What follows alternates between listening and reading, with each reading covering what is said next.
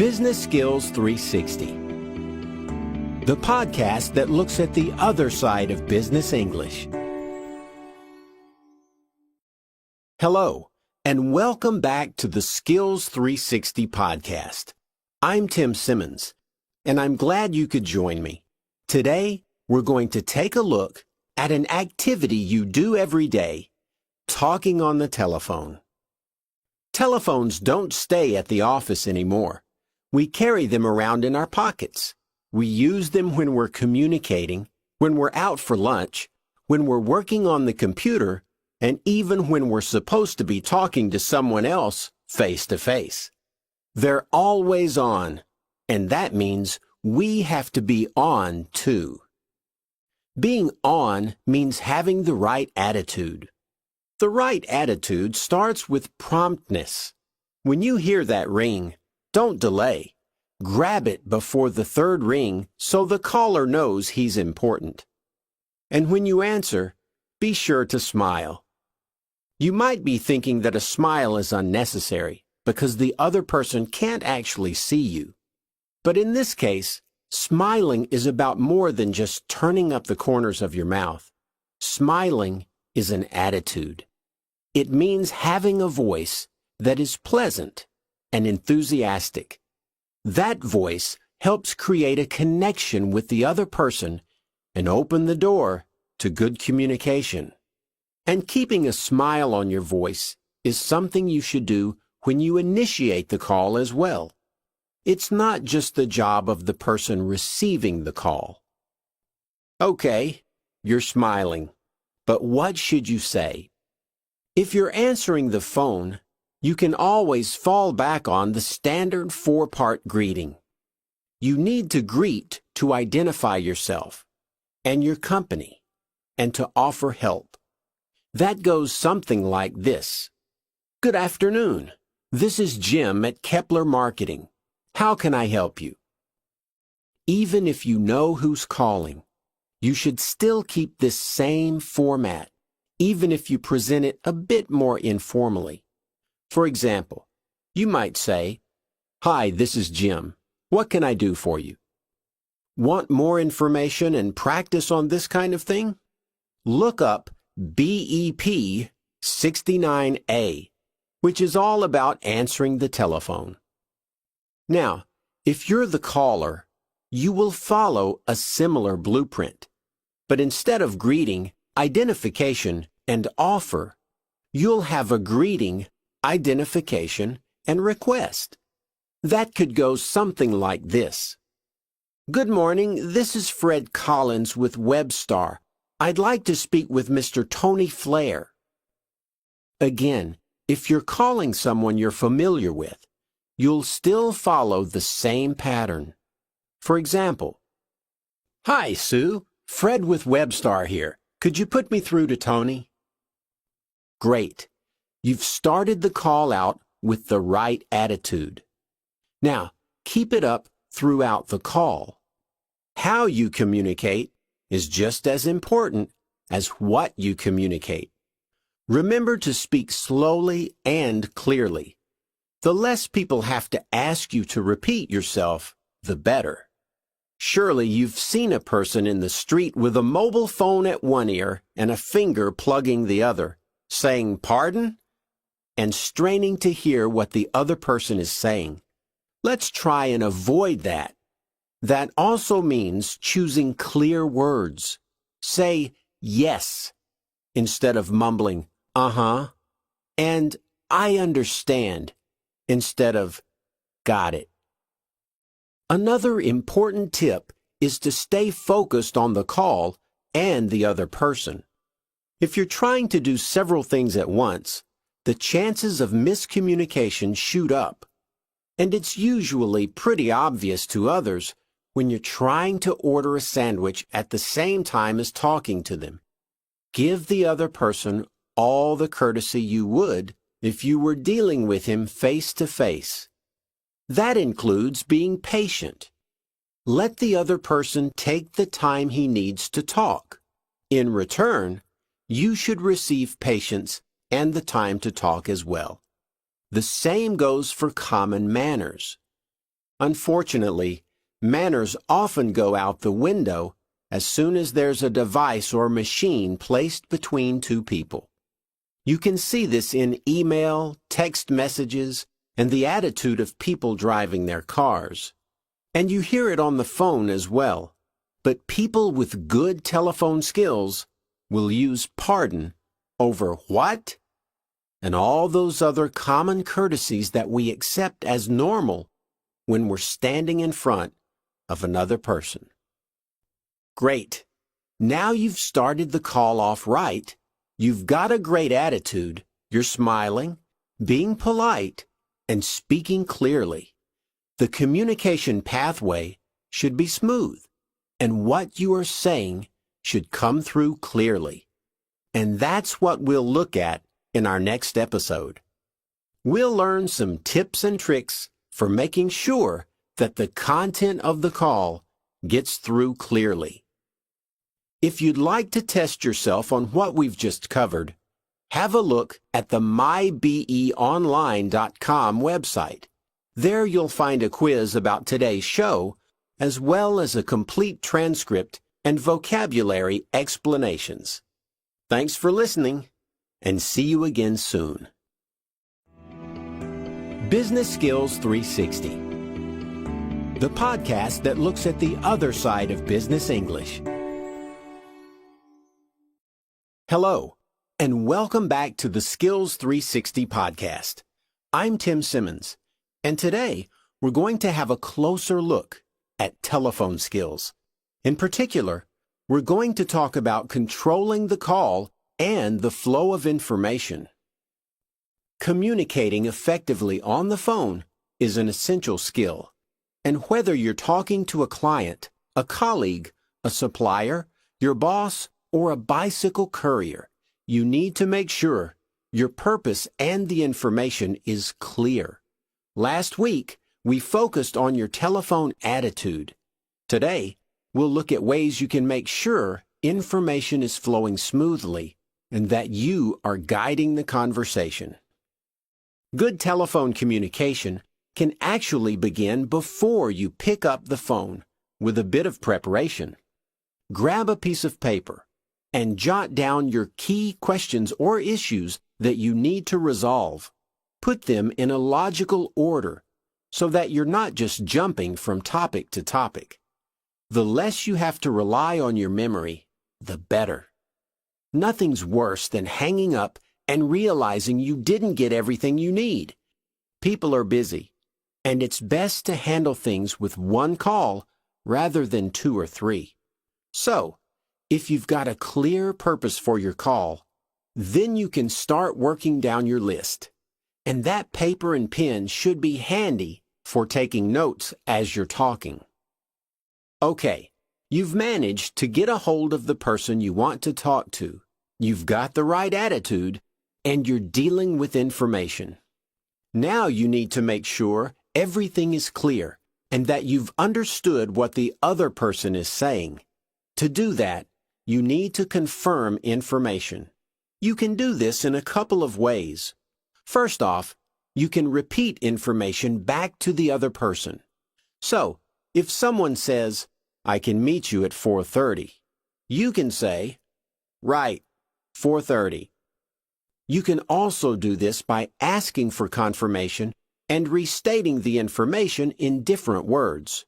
So, if someone says, "It's pretty unlikely that the delivery is going to make it there on time," you can say, "Do you mean that our delivery is going to be late?"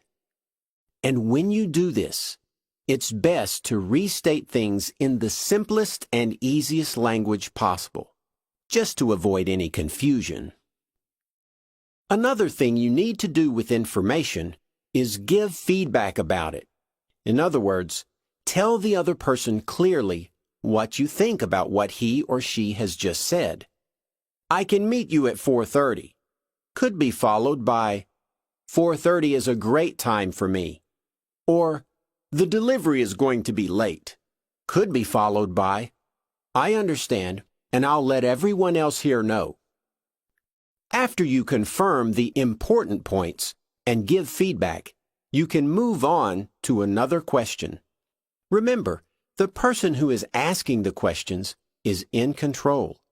By asking questions, you can direct the conversation to the topics you want. Sometimes when you ask questions, it's a good idea to limit options rather than leaving things open-ended. Think about the difference between these two questions. What day is good for you? And how about Tuesday or Wednesday morning?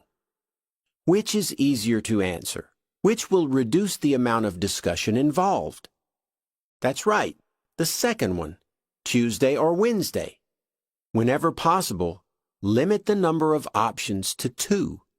If neither option is acceptable, give another 2. In some cases, you won't be able to reach the person you want to talk with, and you'll have to leave a message. Don't forget to leave a complete message. That includes your name, your company, your purpose, and your number. Leaving out any of those pieces of information will reduce the likelihood that you'll be called back. It will also reduce the amount of discussion needed at the beginning of the callback. One of our older podcasts, BEP 72, covers lots of language for leaving a message and is well worth a look. Can you see what ties all these ideas together? It's all about clarity. Information should be clear. Anytime information is not clear, time and energy is wasted. And that brings us to the end of your phone call, when you want to guarantee that clarity. Before you bring the call to a close, confirm the basics of what you discussed. That means the what, the where, the when, and the how of any action that is required. It's pretty embarrassing to have to call someone back because you didn't understand everything. Your telephone is one of your most important communication tools. Learning to use it is about more than just figuring out the speed dial options. Maintain a positive and professional attitude and use the techniques we've covered today, and you won't dread that next call. If you'd like to test yourself on this lesson, have a look at the mybeonline.com website. There you'll find a quiz about today's show, as well as a complete transcript and vocabulary explanations. So long, and see you again soon. You're learning with 9 to 5 English. Business English for the workplace.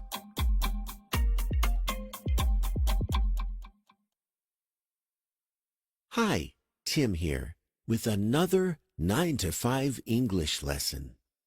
Today, we're going to learn some expressions for answering the phone in English. Using the telephone is an important part of business. But the way we communicate is a little different from in-person conversations. We have some special expressions we use to answer the phone, ask for clarification, and get a call back. At the start of a phone call, it's a good idea to make sure the other person knows who you are. You can identify yourself in a few different ways. Besides saying, "My name is," we often use the expression, "This is," before our name. But don't try to use this expression in person.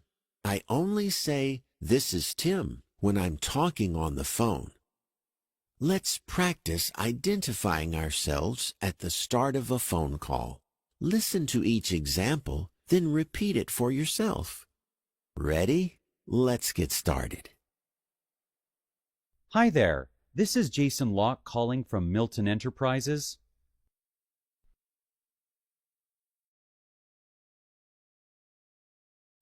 Oh, hello. My name's Wendy Chambers with BMA Bank.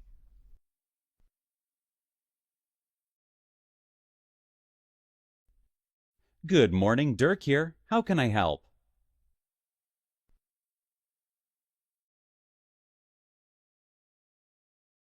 Hello, Francine speaking.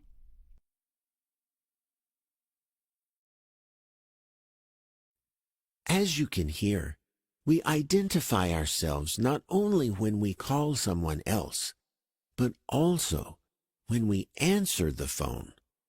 To do that, we just say something simple, like, Tim here, or Tim speaking. Now, because we only have a person's voice on the phone, there's a higher chance we don't understand something. It might be a single word, or a whole sentence that isn't clear. In this situation, you need to ask for clarification. You might ask, could you repeat that? Or, what was that? Or you might simply say that you didn't catch something, which means you didn't hear correctly. Let's try some examples of asking for clarification. Remember to repeat the examples after you hear them. Sorry, what was that?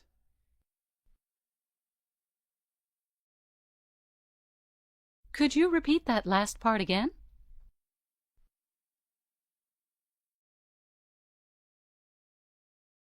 Sorry, did you say 14 or 40?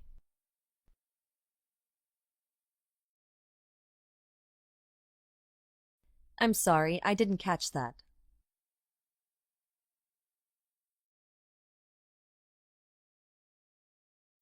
One very important word you heard several times in those examples is sorry. That word helps make our requests more polite.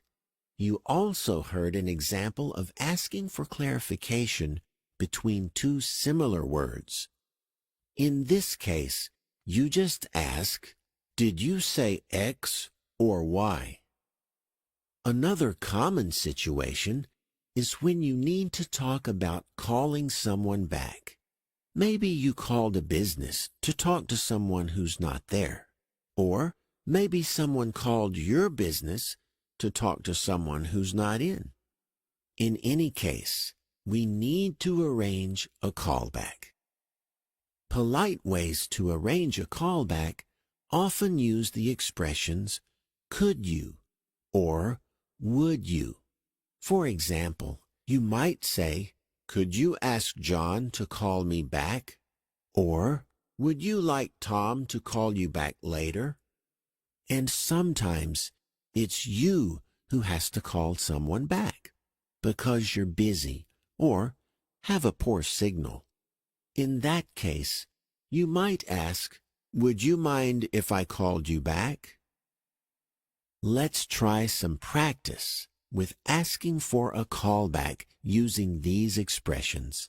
Once again, repeat the examples after you hear them. Could you have Dave call me back at this number?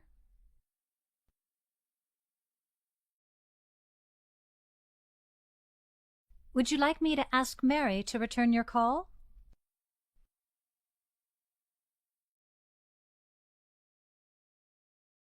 Please have Charlie call me when he's available.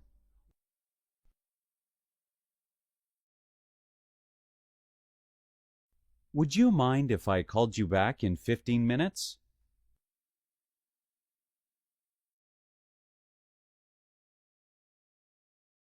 One useful expression that we just heard is to have someone do something. That is, you can say, I will have Greg call you back tomorrow. That just means you are asking Greg to call the person back. Okay, so we've practiced some useful expressions, but how do these sound in a conversation? Let's listen to a short dialogue between Carly and Bob. Bob is calling Carly's office to talk with Jenny Schwartz, but Jenny isn't there. Let's listen. Hello, Ace Business Machines. Hi, this is Bob Turner. May I speak with Jenny Schwartz? Sorry, but Jenny's not in the office right now. Okay. Could you have her call me back, please? Does that make sense? Bob identifies himself and asks to speak with Jenny Schwartz. When Carly tells him Jenny's out of the office, Bob asks her to have Jenny call him back. Now it's your turn to practice. We'll repeat the dialogue, but this time we're going to beep out the second speaker's words. You will have to say those parts yourself. Remember to identify yourself as Bob Turner and ask to speak with Jenny Schwartz. Then you'll politely ask Carly to have Jenny call you back. Ready? Here we go. Hello, Ace Business Machines.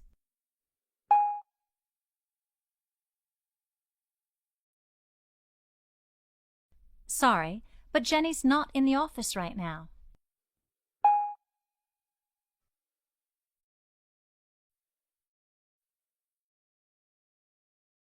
All right, that's all for this lesson. We've learned some great ways to identify yourself on the phone, ask for clarification, and talk about calling someone back.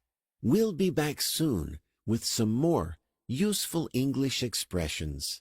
Until then, so long and happy learning. You're learning with 9 to 5 English. Business English for the workplace.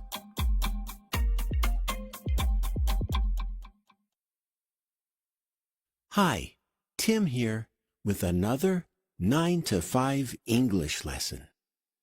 In today's lesson, we're going to learn how to end a phone call in English. Last time, we looked at lots of useful expressions for answering the phone and starting a call. But what about ending a call? If you've finished your conversation, what can you say to end the call politely? Well, for starters, one thing you want to avoid is just suddenly saying goodbye. To end a business call professionally, there are 3 simple steps to follow. First, you signal that you want to end. Secondly, you review your action points. And finally, you say goodbye. Now, signaling that you want to end a call often starts with a word like, well, so, or okay. These words show that you want to change the subject. Then you can thank the person and say you need to go, or make a general comment. Let's practice some of these ways of showing that you want to end a call. Listen to each example. Then, repeat it for yourself. Ready? Let's get started. Well, I should probably get going.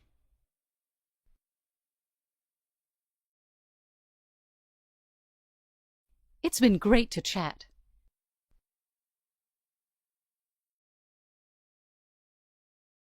So, thanks for all the information.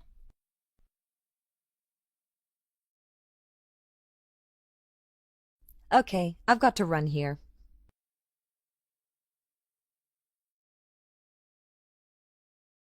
As you can hear, these types of comments signal an end to the conversation. You might have noticed 2 different expressions that mean you have to leave a situation. First was, I should probably get going. And the second was, I've got to run. These are just friendly ways of saying, I need to leave. Now, a business call is like a little meeting. So, the second step in ending a call is reviewing the actions you've discussed. Often, this means stating what you will do next, like, I'll send you the file tomorrow. And if you want to confirm what the other person will do, or what you'll both do, you can turn your statement into a question using a tag. That might sound like, "So you'll review the proposal next week, right?" Let's try some other examples of reviewing next steps. Remember to repeat the examples after you hear them. So I'll send you that file tomorrow, and you can let me know what you think.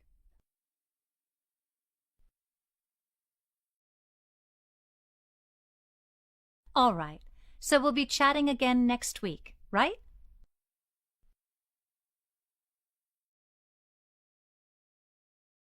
I'll have that package sent off right away.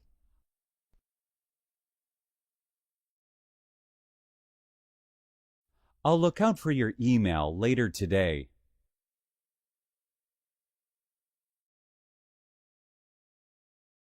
One expression you might have noticed there is "I'll" or "I will" have that package sent off. For example, what does it mean to have something done? It means you make sure the thing is done. It might be you, it might be someone else, but you will make sure it's done. All right, so you've signaled that you want to end the call, and you've reviewed next steps. Now you're ready to sign off or say goodbye. There are many ways to say goodbye in English. You can wish someone a great day or a good weekend or good luck with something. And we often say, "Take care," or mention when we'll talk again. Let's practice some more ways to sign off at the end of a call. Once again, repeat the examples after you hear them. Have a great day. Bye now.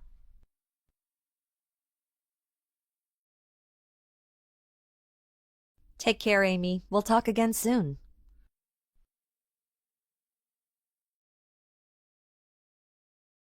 All right then. Have a good weekend.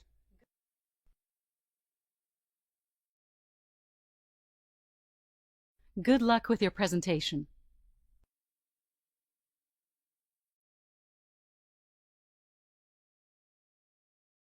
Did you hear that expression, "Bye now"?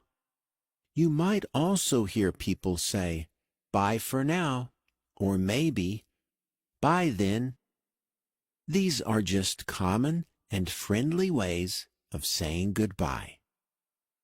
So, we've practiced some useful expressions, but how do these sound in a conversation? Let's listen to a short dialogue between Mark and Leslie. Both people are signaling they want to end the conversation and using expressions to sign off. Let's listen. Well, I hope your interview goes well. Thanks, Kevin. It's been great to chat. For sure. Glad we could catch up. All right then. Have a good weekend. How did that sound? Leslie thanks Kevin for saying he hopes her interview goes well. Then she makes a comment about their conversation. Mark responds with his own comment, and Leslie signs off by wishing him a good weekend. Now, it's your turn to practice. We'll repeat the dialogue, but this time we're going to beep out the second speaker's words. You will have to say those parts yourself. Remember to thank Kevin and say, "It's been great to chat." Then you'll wish him a good weekend after using the expression, "All right then." Well, I hope your interview goes well.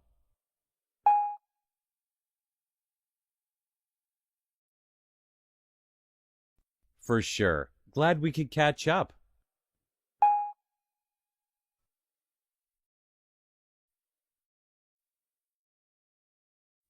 Well, that's all for this lesson. We've learned a 3-step process to ending a business call. This includes signaling you want to end the call, reviewing the steps, and saying goodbye. We'll be back soon with some more useful English expressions. Until then, so long and happy learning. You're listening to Business English Pod, the business English podcast for professionals on the move.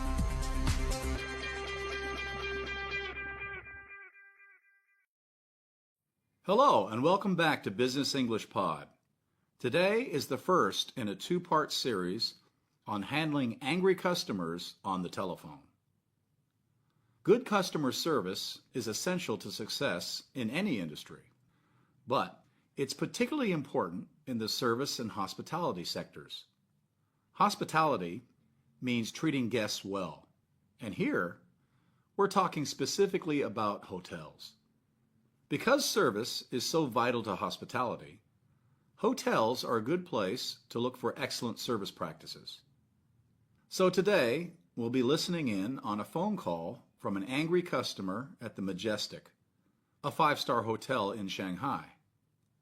By listening to a bad example and a good example of service practices, we'll be studying skills that are useful in any industry, no matter whether you're dealing with internal or external customers. We'll see that a very important part of handling angry customers is showing empathy. Empathy is similar to sympathy. It means showing that you understand the customer's pain. Now let's first listen to a bad example, what not to do. Then we'll discuss. As you listen, try to answer the following questions.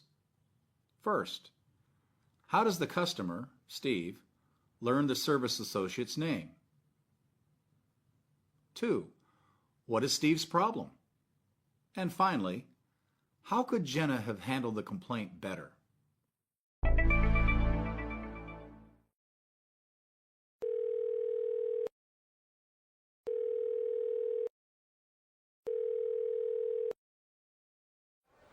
Front desk, how can I help you? My room is freezing. I had tons of work to do, but I can't concentrate like this. Uh-huh. Well, aren't you going to do something about it? I'll send someone right away, sir. Yes, please do that. This is very important. Okay. Anything else? Can I get your name? It's Jenna. Okay. I'm going out to dinner now. I'd better have heat on by the time I get back. Of course, sir.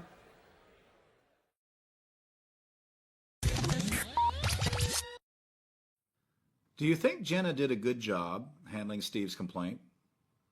Not really. Let's briefly go through the dialogue and identify the key areas where Jenna could have done better. First, how about her voice? To perform service successfully, you should have a smile in your voice. But Jenna sounds depressed. She frequently sighs, showing that she'd rather be doing something else. Then, when she says, "I'll send someone right away, sir," she actually sounds annoyed. Understandably, this just makes Steve angrier. Second, she seems to be avoiding responsibility because she doesn't volunteer her name. Third, do you get the feeling that she's really listening to Steve? I don't. Listen again to her response to the complaint. My room is freezing. I had tons of work to do, but I can't concentrate like this. Uh-huh. Jenna makes no real attempt to show Steve that she's listening carefully to what he's saying. Nor does she give him the basic sympathetic response we expect from a caring human being. This is unfortunate, because empathetic response is the best tool she has available for calming Steve down. Now let's listen to a better example where the empathetic response is successfully employed.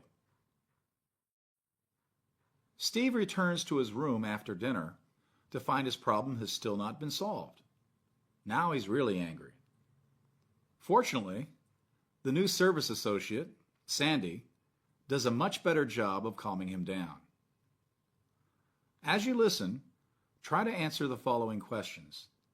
The answers will be posted in a few days on our website at www.businessenglishpod.com.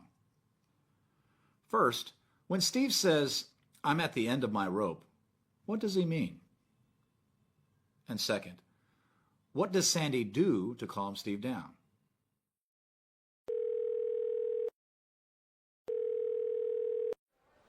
Front desk, this is Sandy. How can I help you?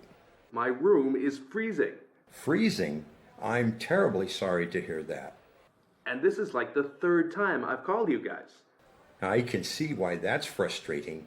That's great, but what I want to know is, what are you going to do about it? I'm at the end of my rope. Yes, of course, sir. Can you please explain the background so that I can get a clear understanding of the problem?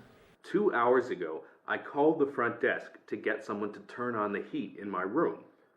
2 hours ago. Mm-hmm. I spoke to someone, Jenna?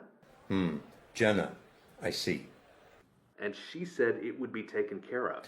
But it wasn't. No. I came back after dinner and it's still freezing in here. I've got work to do. I understand. Sandy did a much better job calming Steve down than Jenna did. Let's take a close look at the techniques he used. First, how about his voice? This time, Sandy spoke in a cool, calm, and concerned voice. After several exchanges, the customer couldn't help but mirror or reflect him a little bit. Steve starts off angry, but in the face of Sandy's calmness, it's hard for him to stay upset. So, using a calm voice to get the customer to mirror you is a simple and effective strategy for dealing with an angry customer. Also, Sandy responds empathetically by expressing human concern for Steve's problem. My room is freezing. Freezing? I'm terribly sorry to hear that. And this is like the third time I've called you guys. I can see why that's frustrating. As Sandy shows us, the first step in dealing with an angry customer is to show empathy. Before you can deal with the customer's problem, you have to deal with the customer's emotions. Frequently, dealing with the emotions is much more important than dealing with the actual complaint. What customers often want most is to have their feelings acknowledged. I'm terribly sorry to hear that, and I can see why that's frustrating, are two great ways to show your empathy. Let's practice those phrases along with some others that you can use. I'm terribly sorry to hear that. I can see why that's frustrating. That must be very frustrating. I'm sorry to hear that. Thank you for bringing the complaint to my attention. I understand your frustration and would certainly like to rectify this to your satisfaction. I can see what you mean. That's terrible. Great. So an angry customer calls you, and you respond empathetically. But that's just the first step. What should you do next? Let's keep listening. Remember, Sandy has just said, I can see why that's frustrating. That's great, but what I want to know is, what are you going to do about it? I'm at the end of my rope. Yes, of course, sir. Can you please explain the background so that I can get a clear understanding of the problem? First, let's take a quick look at an idiom that Steve uses. To be at the end of one's rope. This means you've used up all your emotional energy or patience. If you're very tired or very angry, you can say, I'm at the end of my rope. Now remember, Sandy has already responded empathetically. What's the next thing he needs to do? He asked Steve a question. Can you please explain the background so that I can get a better understanding of the problem? This is the next step in dealing with a complaint on the phone, identifying the problem. It serves two purposes. First, you continue to acknowledge the customer's complaint and his emotions, which helps to calm him down. Second, you find out any additional information about the problem that might help you solve it. Frequently, when an angry customer first begins talking, he's too upset to present his ideas logically. So it's up to you to dig deeper and find out all the information you need in order to help. Let's listen to some more example phrases that we can use to identify the customer's complaint. Can you please explain your complaint so that I can get a clear understanding of the problem? Could you please just give me a little more background on this issue so that I can take care of the situation for you?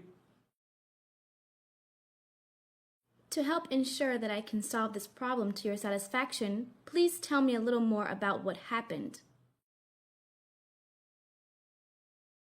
So that I can rectify your complaint to your satisfaction, could you please tell me a little more? Perhaps there's something we can do to help. So that I can be more helpful, could you please give me some more background?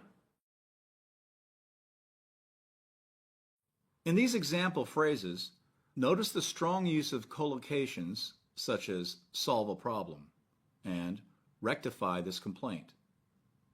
Also, it's good to use such phrases as to help ensure that I can solve this problem to your satisfaction. This clearly explains to the customer the benefit to them of identifying their complaint. Be careful, however, to distinguish complaints from problems. They're actually quite different. And if a customer is complaining, it's important that you acknowledge that. If you call a customer's complaint a problem, you just might make them more angry. Good. Now let's practice. Listen to two more customers making typical complaints at a hotel. After each complaint, give an empathetic response. Then, use the language we just learned for identifying the complaint. It's so noisy here that I can't sleep. It's been going on for 2 hours.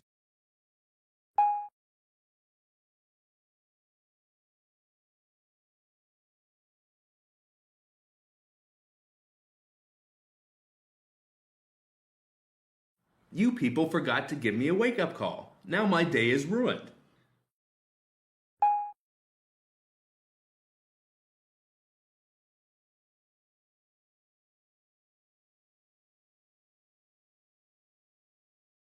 Now, let's listen to some example answers. It's so noisy here that I can't sleep. It's been going on for 2 hours. I'm terribly sorry to hear that, sir. That must be very frustrating. So that I can solve this problem to your satisfaction, could you please give me a little more background? What kind of noise do you hear? You people forgot to give me a wake-up call. Now my day is ruined. I'm sorry to hear that. That must have been very frustrating. Let's see what we can do to help. Could you please give me a little bit more background on your day?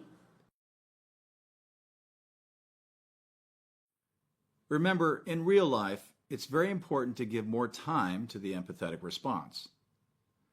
Depending on the person or situation, it may take 2 or 3 expressions of empathy to show the customer you are truly sympathetic and listening in order to calm them down. Before we finish the show today, let's take a look at one more thing that Sandy does very well. Remember, he's just asked Steve to give him more background on the complaint. 2 hours ago, I called the front desk to get someone to turn on the heat in my room. 2 hours ago. I spoke to someone, Jenna? Jenna, I see. And she said it would be taken care of. But it wasn't. No, I came back after dinner and it's still freezing in here. I've got work to do. I understand. Sandy uses several strategies to show that he's listening. He echoes Steve's words, repeating key points such as 2 hours ago and Jenna. He uses sounds to show attention, such as mm-hmm. And he participates actively in the conversation. When Steve says, "She said it would be taken care of," Sandy responds, "But it wasn't." These and more strategies were covered in BEP 45, which would be a good episode to review. Listening actively helps calm the customer down because it tells the customer you do care. And that's about it for today's show. We've learned 3 strategies for dealing with angry customers and handling complaints on the phone. We studied the empathetic response, identifying the customer complaint, and active listening. Remember, these strategies are useful no matter what business you're in, and whether you're dealing with internal or external customers. In the second part of this series, we'll learn 3 more important steps you can follow to completely resolve an angry complaint. In the meantime, study hard.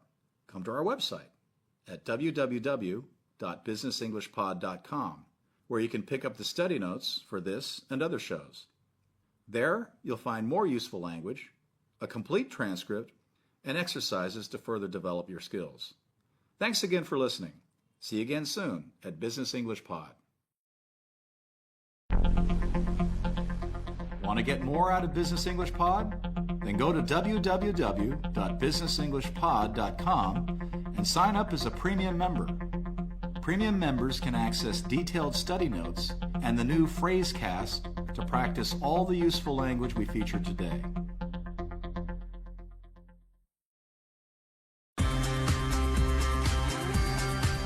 You're listening to Business English Pod, the Business English podcast for professionals on the move.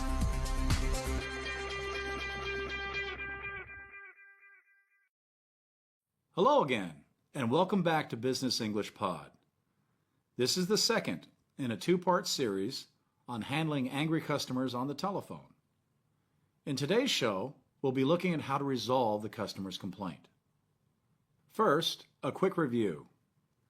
In Part 1, we learned the first 3 steps for calming down angry customers and dealing with their complaints. First, we need to acknowledge their emotions by showing empathy. Second, we should identify the background to the problem so that we can take the right steps to fix it. And third, we should listen actively to show them that we care. Where we left off last time, Sandy, a service associate at the front desk of the Majestic Hotel, had just finished identifying Steve's problem. Let's continue listening to see how Sandy resolves the complaint. As you listen, try to answer the following questions. The answers will be posted in a few days at www.businessenglishpod.com. First, how does Sandy show that he's actively listening to Steve? Second, what does Steve need? And third, what steps does Sandy take to ensure that Steve is satisfied with the outcome of the call?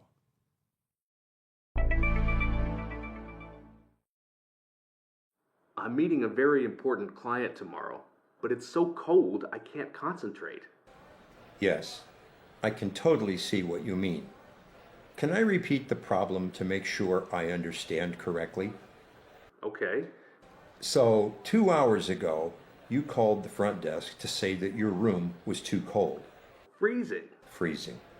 And you spoke to Jenna, who said that she would have someone take care of it, but they never did.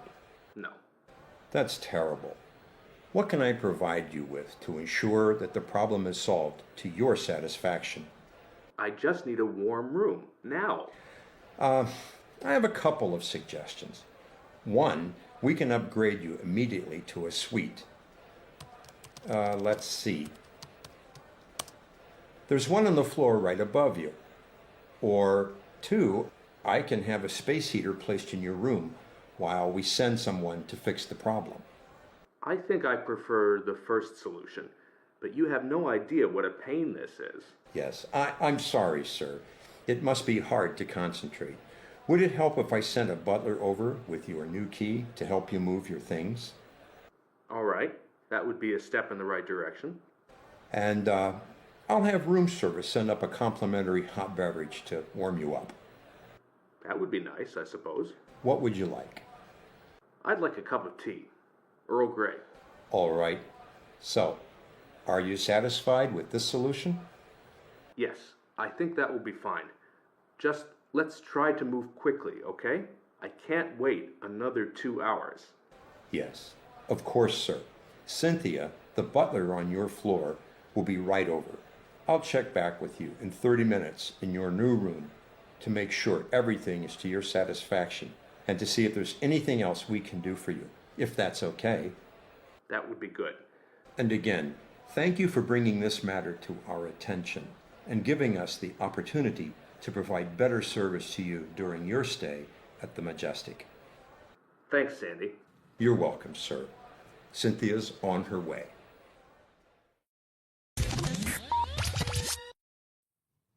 It sounds like Steve is pretty satisfied with the outcome of his call. Sandy has done a good job calming him down and resolving his complaint.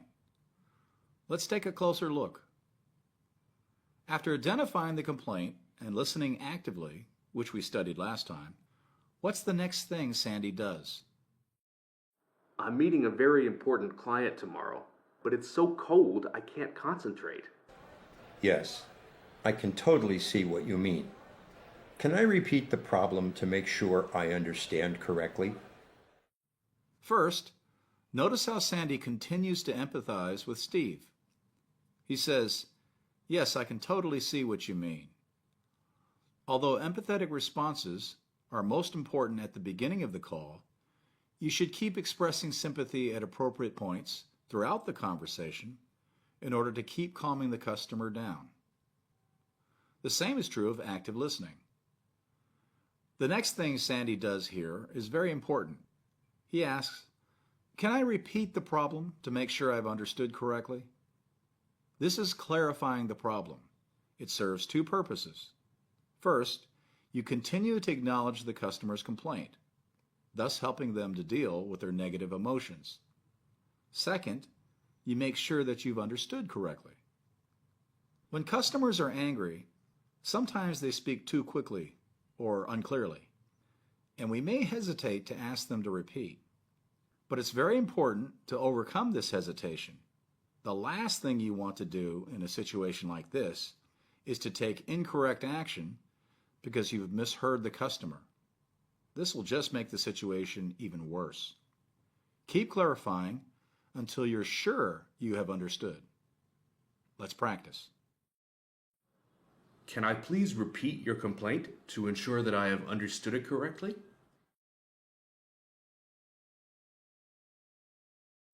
Let me repeat that to make sure I have understood clearly. Sorry, can you please explain what you mean by noisy?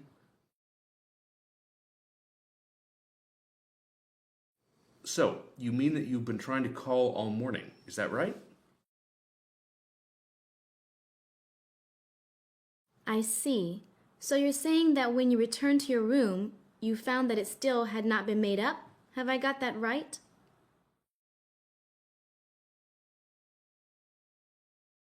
The last two phrases are examples of acknowledging, checking back, and confirming, which we practice in BEP 35, clarifying meaning. This would be another good episode to review. All right, so now you've expressed empathy, identified the customer complaint, and clarified the complaint. The next thing to do is discuss possible solutions. How does Sandy do this?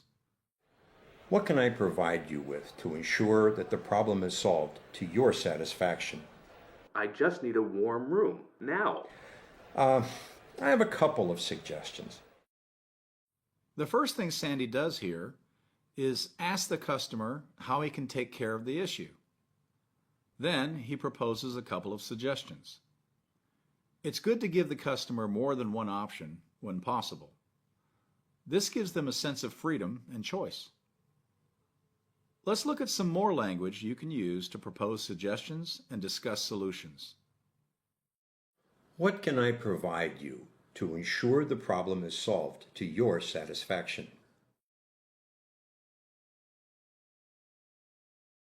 I propose the following solution to rectify your complaint.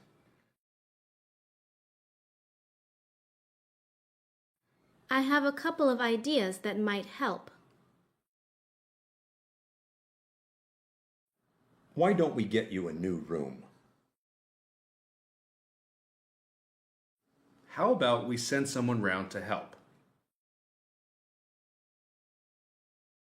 Would it help if someone watched your bags for you? What if we called a taxi to pick you up? After proposing solutions, we now need to reach mutual agreement with the customer about action. What agreement do Steve and Sandy reach? Steve agrees to move rooms, but he says, "You have no idea what a pain this is." It's really worth noticing that Sandy is creative and caring throughout the process of agreeing on the solution. As mentioned, he gives Steve more than one option. Also, he offers to give Steve a complimentary, that is free, beverage. He keeps up the empathetic responses. "Yes, I'm sorry, sir. It must be hard to concentrate." And he addresses Steve's concern about the move being a pain by sending a butler, hotel guest service staff, to help him with his things. After agreeing on action, the last thing Sandy needs to do is check that the solution was acceptable and discuss follow-up action. I'll check back with you in 30 minutes in your new room to make sure everything is to your satisfaction and to see if there's anything else we can do for you, if that's okay. That would be good. And again, thank you for bringing this matter to our attention and giving us the opportunity to provide better service to you during your stay at the Majestic. Let's practice this and more language for checking your solution and proposing follow-up action. Are you ready? Listen. Are you satisfied with the following actions? I will keep you informed of the action taken to solve this problem. I'll check back with you in 30 minutes to make sure everything is okay.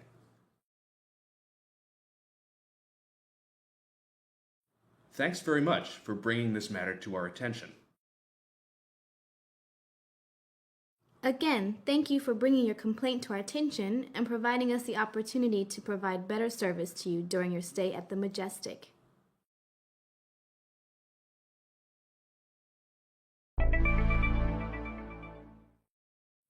Okay, now it's your turn to practice. First, you'll hear a complaint. A customer has missed her train to a nearby city, Hangzhou. After the customer has finished speaking, you should do your best to clarify the complaint. You can say, "Can I please repeat your complaint to ensure that I have understood it correctly?" I've been trying for 20 minutes to get someone to help me with my bags. Now I've missed my train. I'm so angry.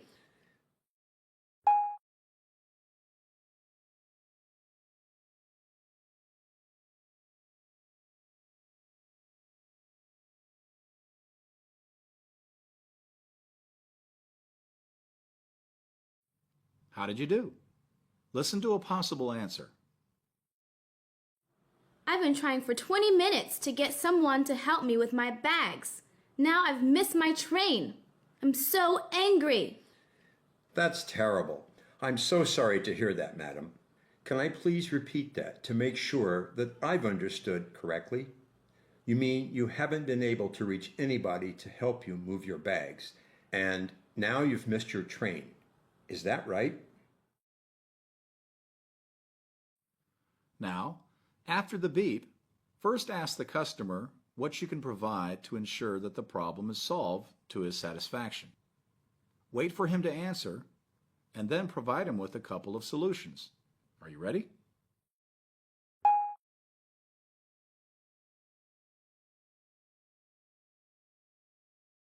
Well, I need to make it to Hangzhou this afternoon by 5 p.m., or I'm going to miss an important meeting. What can we do?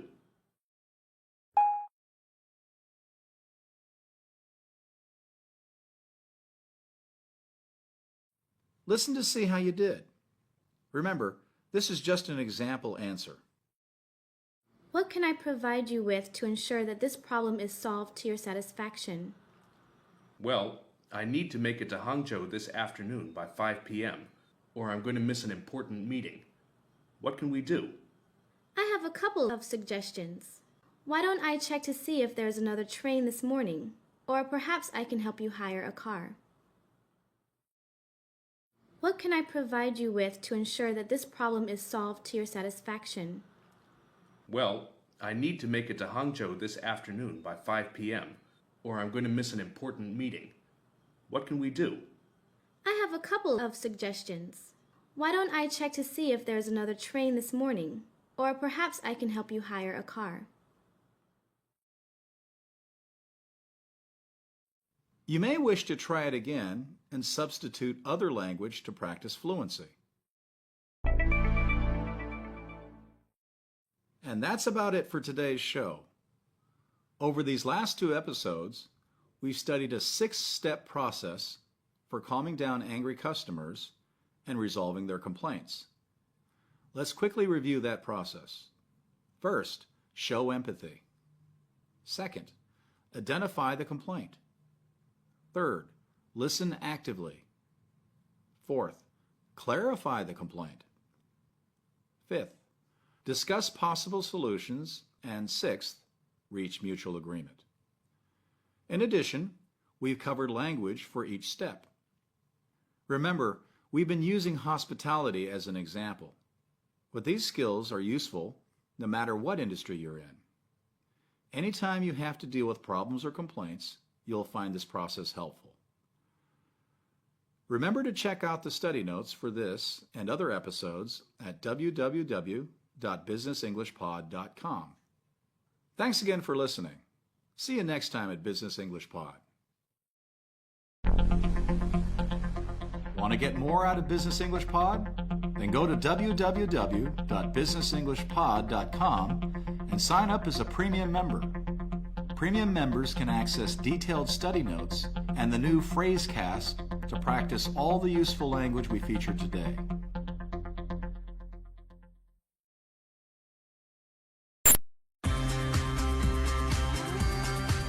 You're listening to Business English Pod, the Business English podcast for professionals on the move.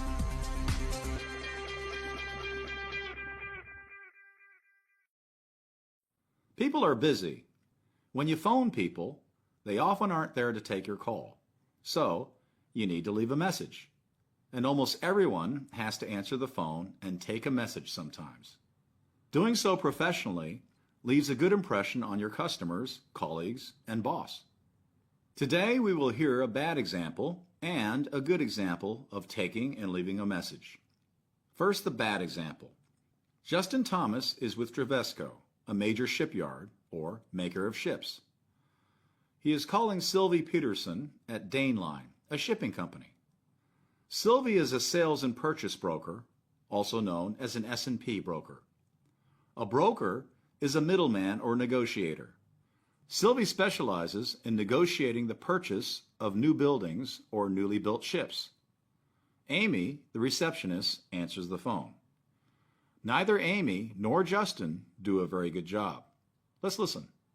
As you listen, try to answer these questions. 1. Does Amy answer the phone professionally? And 2.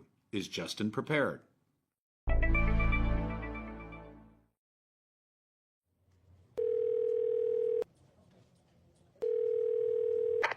Hello, Hi, who's this? Amy. Is this Dane Line? Yes. What can I do for you? Hi. Yes. Just a second there. There it is.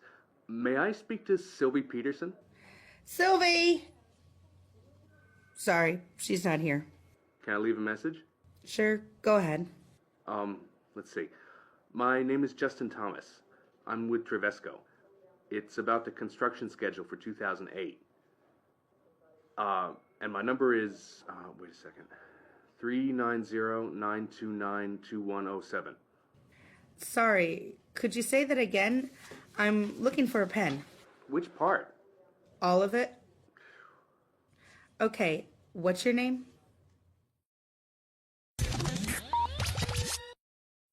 If we just look at their phone manner, neither Amy nor Justin sound like they're going to get a promotion anytime soon. What's the problem? First, how does Amy answer the phone? She just says, hello.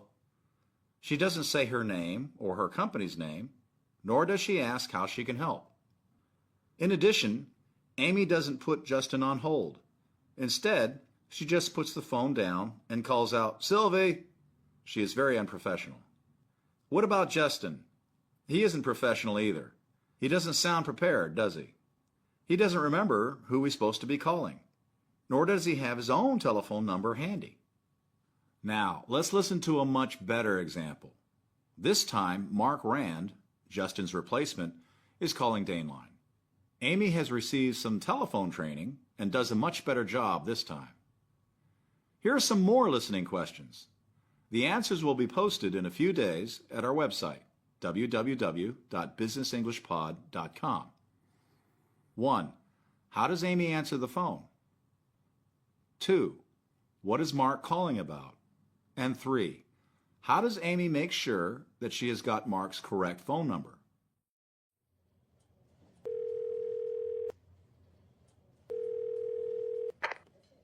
Hello, Daneline. This is Amy. How may I help you? Hi, Amy. My name is Mark Rand. I'm calling for Sylvie Peterson. Just a moment, please. All right. Thanks for holding. Sorry, Sylvia's not in at the moment. Would you like to leave a message? Yes. Please tell her that Mark Rand with Trevesco called. I'd like to talk to her about the construction schedule for 2008. Construction schedule for 2008. Of course, Mr. Rand. Where can she reach you? I'm out of the office at the moment, so please have her call me on my cell phone, 390-929-1914. All right.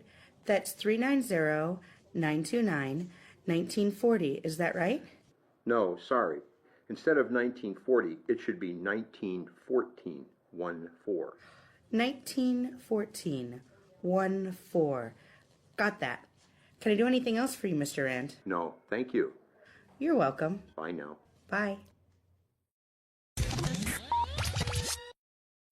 This time they did a much better job, didn't they? First, Amy answered the phone professionally. Answering the phone professionally has 4 parts. 1. Greeting. 2. Company name. 3. Answerer's name.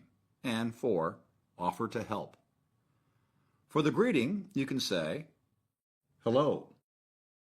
Hi. Good morning. Good afternoon. Good day. Second, say the name of your company. You don't need to say, this is. Just the company name will do. You may also say the department, such as sales department, or you may just say sales. Third, say your name. My name is Sebastian. This is Ray Turner.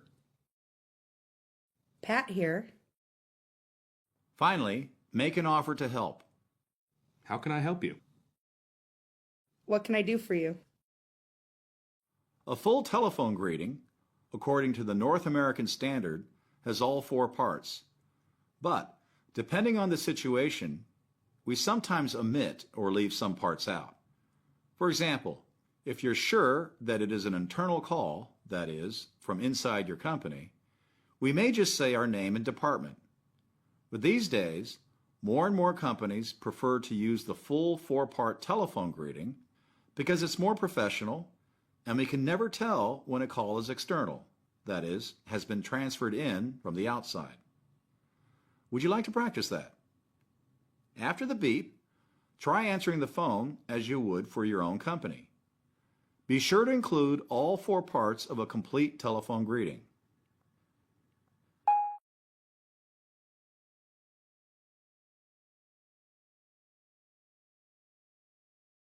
Here's an example answer. Hello, Peter speaking. This is International Computers. What can I do for you? After Amy answers the phone, what happens next? Mark gives his name and asks for Sylvie. Hi, Amy. My name is Mark Rand. I'm calling for Sylvie Peterson. If we know the person we're calling, you can say, this is, you know me, so I can say, this is Clayton with Business English Pod. If we don't know the person we're calling, we say, my name is... To ask for Sylvie, Mark says, I'm calling for Sylvie Peterson. What are some other ways to ask for the person you're calling? May I speak to Benedict Struck? Is Arnold there? Yes, I'm calling to speak to Ravi Montero. Now, Amy needs to put him on hold while she checks where Sylvie is. Just a moment, please. All right. Amy could have also said, Could you hold, please? Would you mind holding, please? don't forget to actually listen for the answer when you ask someone if they can hold. What happens next? Thanks for holding. Sorry, Sylvia's not in at the moment. Would you like to leave a message? As Amy shows us, don't forget to thank the caller for holding. Now listen to some other ways to say someone is out or unavailable and to ask if the caller would like to leave a message. Sorry, Fred is out right now. Can I take a message? Sorry, it looks like Cindy has stepped away from her desk. Would you like to leave a message? Ms. Wells is in a meeting now. Can I do anything for you? George is out of the office this week on a business trip. Do you want me to leave a message? Of course, if the person being called is actually there, you can just say, "Thanks for waiting. I'll put you right through." Or, "I'll transfer you right away." Next, Mark needs to restate his name and company and give his reason for calling. Yes, please tell her that Mark Rand with Trevesco called. I'd like to talk to her about the construction schedule for 2008. What are some other ways to do this? Yes. Could you tell him that Arnie Waters from Microtech rang? I'm calling about the new software release. Yes, please tell Michael that Brooks from TriStar called. I was hoping to schedule a meeting with him for this Thursday or Friday afternoon.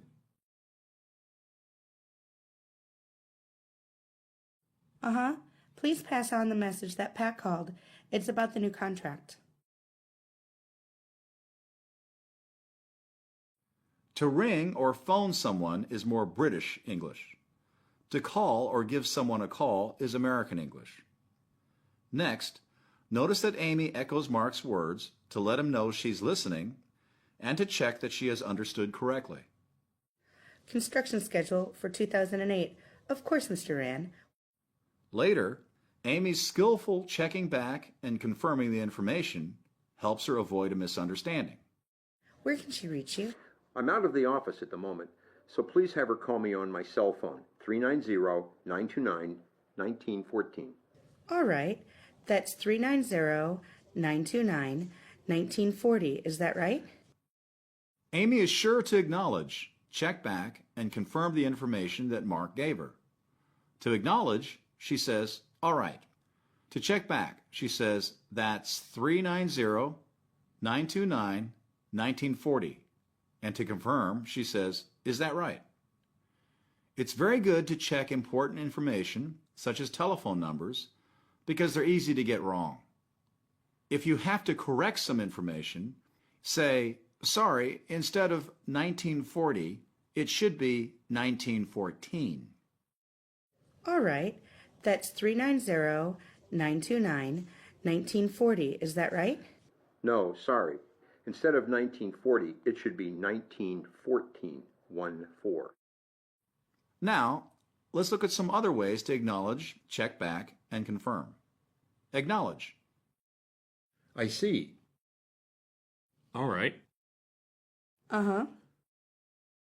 Okay. Check back. So that's 345 Pickford Street. So, you mean you will arrive at 7:15 p.m.? That's 303-442-2996. And confirm. Is that right? Right? Is that correct? Have I got that right? Now let's practice that. You'll hear someone give you a telephone number. After the beep, acknowledge, check back, and confirm the information you hear. After each exercise, we'll play an example answer. You might want to have pencil and paper ready. Let's give it a try. Yes, my number is 410-978-7875.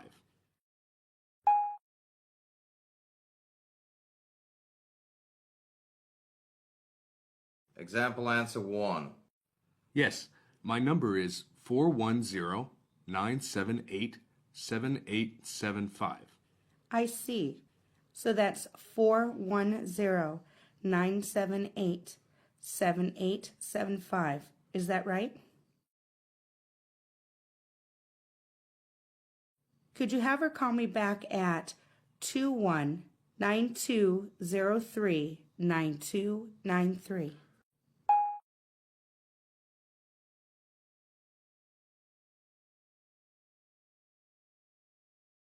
How'd you do?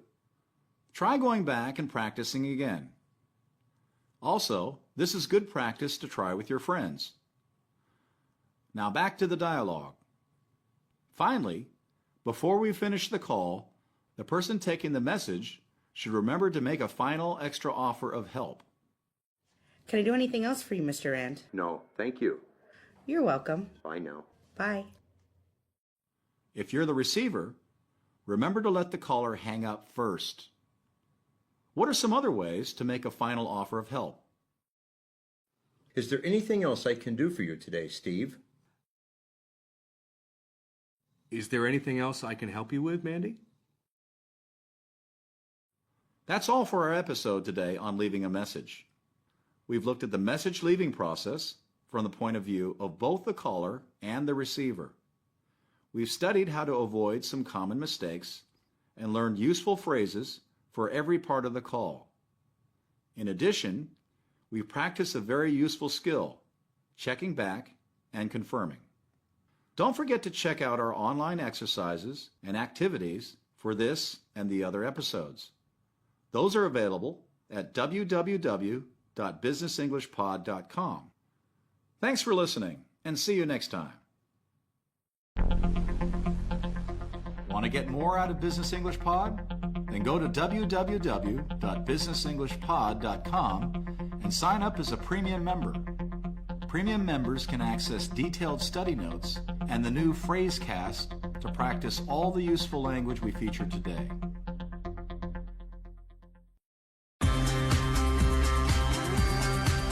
You're listening to Business English Pod, the Business English podcast for professionals on the move.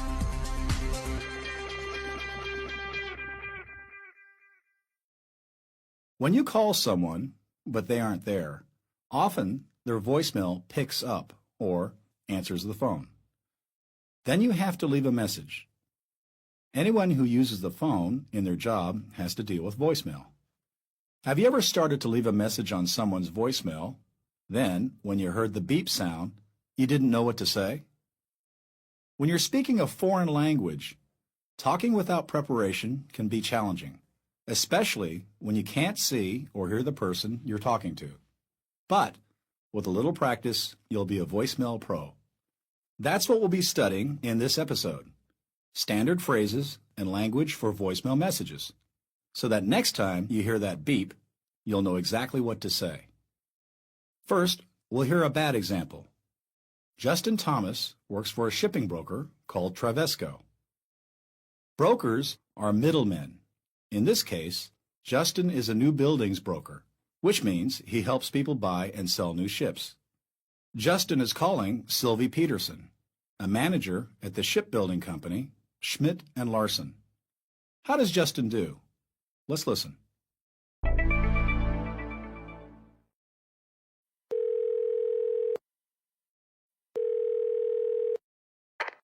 Hello, you've reached Sylvie Peterson with Schmidt and Larson. I'm unable to take your call at the moment, so please leave a message after the beep, and I'll return your call as soon as possible. Hi, Julie. Sylvie, Miss Peterson. This is Justin Thomas with Trevesco. I'm calling about the, the construction plan for 2008. Call me at, wait a second. Here it is. 390-929-2107. Call me back. Justin doesn't sound too fluent, does he? What are some of the problems? First, he doesn't remember Sylvie's name. That's sure to make a bad impression. Second, he doesn't seem sure what to call himself. That is, whether to use just his first name or to use his full name. Also, he isn't prepared to say the reason he's calling. In addition, he doesn't have his phone number ready. Finally, how does he end the phone call? He just says, yeah, call me back. This message is neither polite nor positive. It probably won't leave Sylvie with a good impression. Also, he hasn't told Sylvie when she can reach him. How will she know when to call? Overall, Justin sounds unsure and unprofessional, doesn't he? Now, let's listen to a better example. As you do, try to answer the following questions. First, what is Mark Rand hoping to talk to Sylvie about? 2. When will he be available to take Sylvie's call? And finally, how does Mark put a positive finish on the message? Hello, Miss Peterson. This is Mark Rand calling with Trevesco. I'm phoning in relation to our construction plan for 2008. I'm hoping to talk about possible areas of cooperation. You can reach me tomorrow anytime between 8:30 and noon at 390-929-1914. I'm in meetings in the afternoon, but you're also welcome to call me in the evening or any time on Wednesday. Look forward to talking to you. Bye. Mark Rand does a much better job than Justin, doesn't he? We notice immediately that he's much better prepared. Of course, it helps if you know you're going to have to leave a voicemail. But even if you don't know, there are a few phrases that you can learn so that you'll be ready to leave a message anytime. What's the first thing Mark does? Hello, Miss Peterson. This is Mark Rand calling with Trevesco. This is a greeting, including your name and company. What are some other ways to greet someone? Of course, good morning and good afternoon are possible. But since you don't know when your message will actually be listened to, hello or even good day are just fine. Hi sounds less formal. Be prepared with names. If you're calling a woman and you wish to be more formal, be sure to address her as Ms. with a voiced Z sound. If you mispronounce it S, it sounds like Miss, which some people will find disrespectful. Then, if you already know the person you're calling, you can say, this is, or this is calling. If you don't know the person you're calling, you can introduce yourself by saying, I am. Greetings. Good afternoon, Anne. This is Steve over at Stratus. Good morning, Ms. McGill. I'm Jane Martella with Stockholm Steel.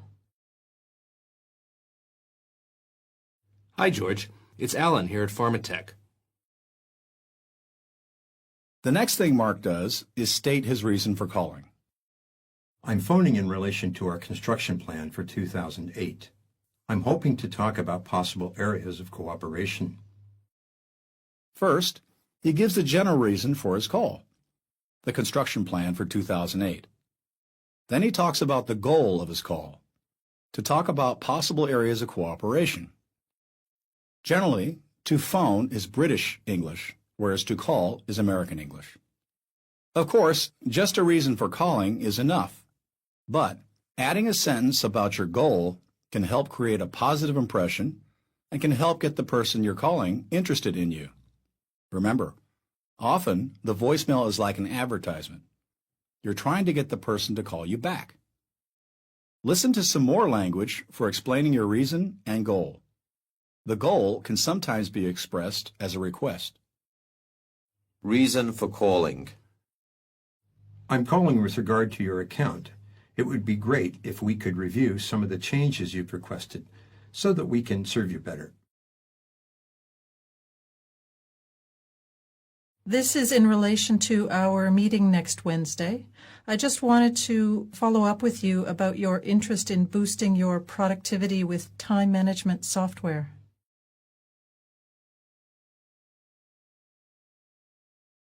I'm contacting you to talk about your recent order. I would just like to verify some of the details so that we can be sure you receive your shipment on time.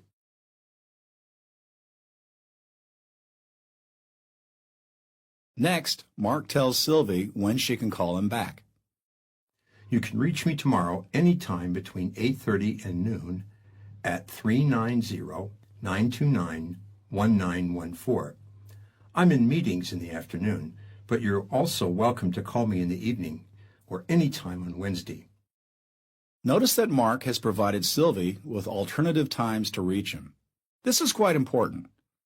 It follows the principle of giving your customer more than one choice. Also, it helps make sure he'll call you back. Mark also uses a you attitude. Instead of saying, I'm available, he says, you can reach me. Remember to have your number available. It's a good idea to say your number slowly and clearly, and even to repeat it. Let's go over some more phrases we can use. There are formal and informal phrases. You can be more formal by using questions. Can you call me back sometime tomorrow? You can get hold of me at 510-230-2830 anytime between 1:30 and 5 p.m. That's 510-230-2830.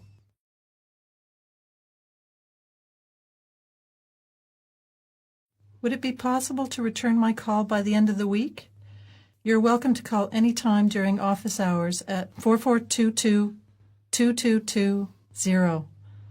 I'm also available most evenings before 10 p.m. on my cell, 201-2002-1992.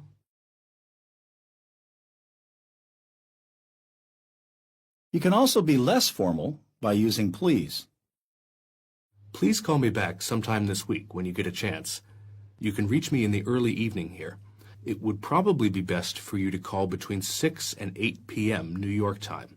Please call my cell at 299-2992-1111.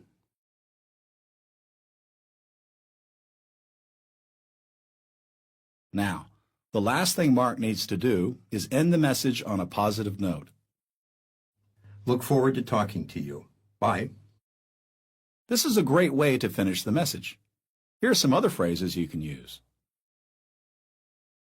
I'm really looking forward to hearing from you. We look forward to serving you. I'm excited about this opportunity to work with you, and I'm really looking forward to our discussions. Can't wait to hear from you.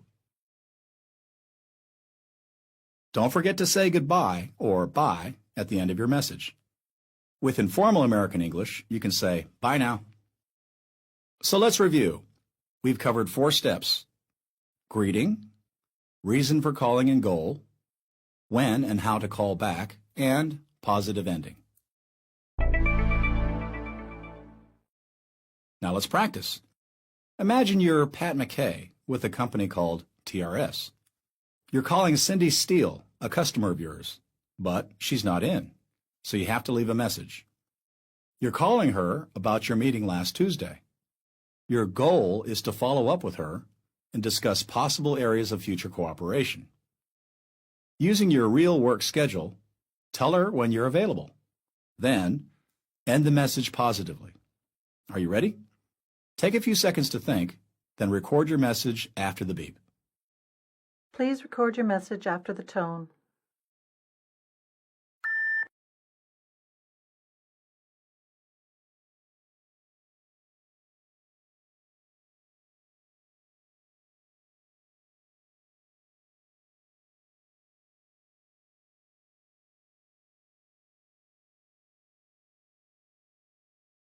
How'd you do? Let's listen to an example answer. Good morning, Miss Steele. This is Pat McKay over at TRS. I'm calling in relation to our meeting last Tuesday. I just wanted to follow up with you and discuss possible areas of future cooperation. You can reach me all day Thursday and Friday afternoon between 3 and 5 p.m. Please call me on my work phone at 201-293-4639. I look forward to talking with you. Bye. It's a good idea to go back and practice again. Substitute different language to help increase your fluency. That's all for this episode on Leaving Voicemail. After practicing the phrases and language you've learned today, I'm sure you'll feel much more confident next time you hear that beep. Be sure to check out the online activities for this and the other podcasts at www.businessenglishpod.com. Thanks for listening, and take care. Want to get more out of Business English Pod? Then go to www.businessenglishpod.com and sign up as a premium member. Premium members can access detailed study notes and the new Phrasecast to practice all the useful language we featured today.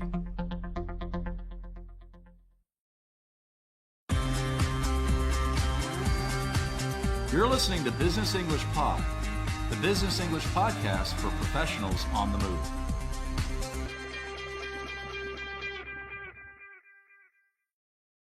Booking tickets is a basic part of business travel. In this intermediate podcast, we'll practice useful phrases and language for making airplane arrangements. Viva is an Italian manufacturer of ladies' apparel, or clothing. Marco and Francesca, Viva employees, are on a business trip. After visiting customers in the UK, they're now heading to Las Vegas in the United States to meet with their American distributor, the company that sells their products there. Marco calls a travel agent to book tickets for them. As you listen, try to answer the following questions. The answers will be posted in a few days on our website at www.businessenglishpod.com. 1. When does Marco want to leave, and when does he want to return? Will he and Francesca be flying first class, business class, or economy? 2. Does Marco ask the travel agent to hold the fare, or does he pay for it immediately? And 3. Does Marco need to pick up his and Francesca's tickets at the travel agent's office?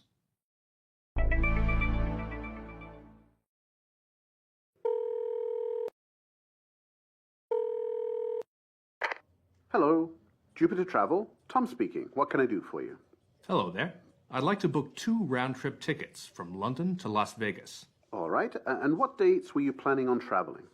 I'd like to get to Las Vegas on March 8th. And return on? We'd like to leave the following Sunday, March 14th. Okay. Will that be first class, business, or economy? Economy. Let's see. There's a United Airlines flight leaving London Heathrow at 10:30 a.m. on March the 8th. Uh-huh. Connecting in Los Angeles and arriving in Las Vegas at 5:05 p.m. Mm-hmm. You don't have anything that gets in a little earlier, do you? Actually, most of them are like that. Unless you want to connect in New York or maybe Denver.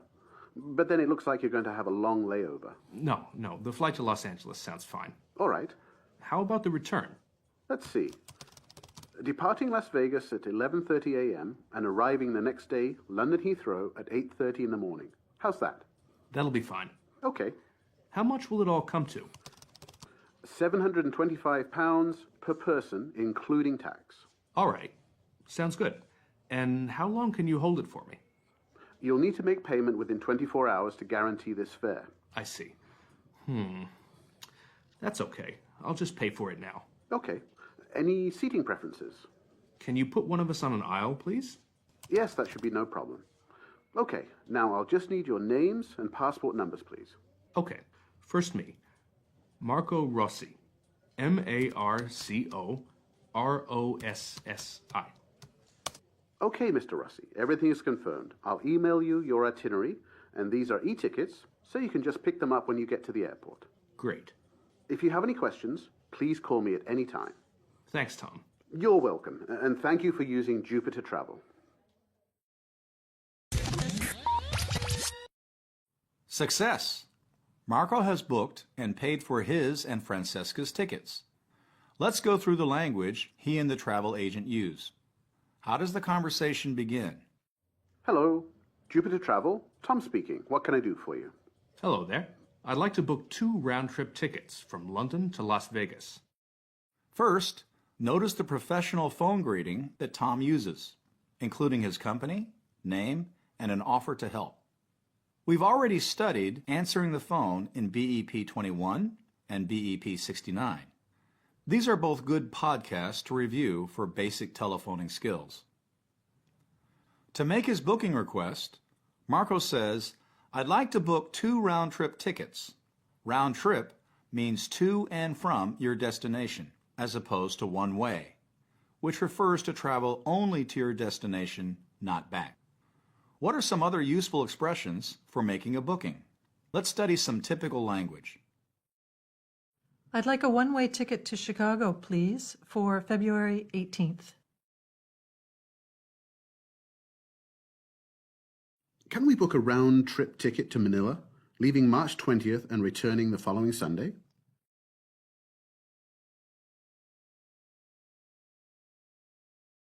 Could you give me a quote on round-trip flights to New Zealand for the end of March?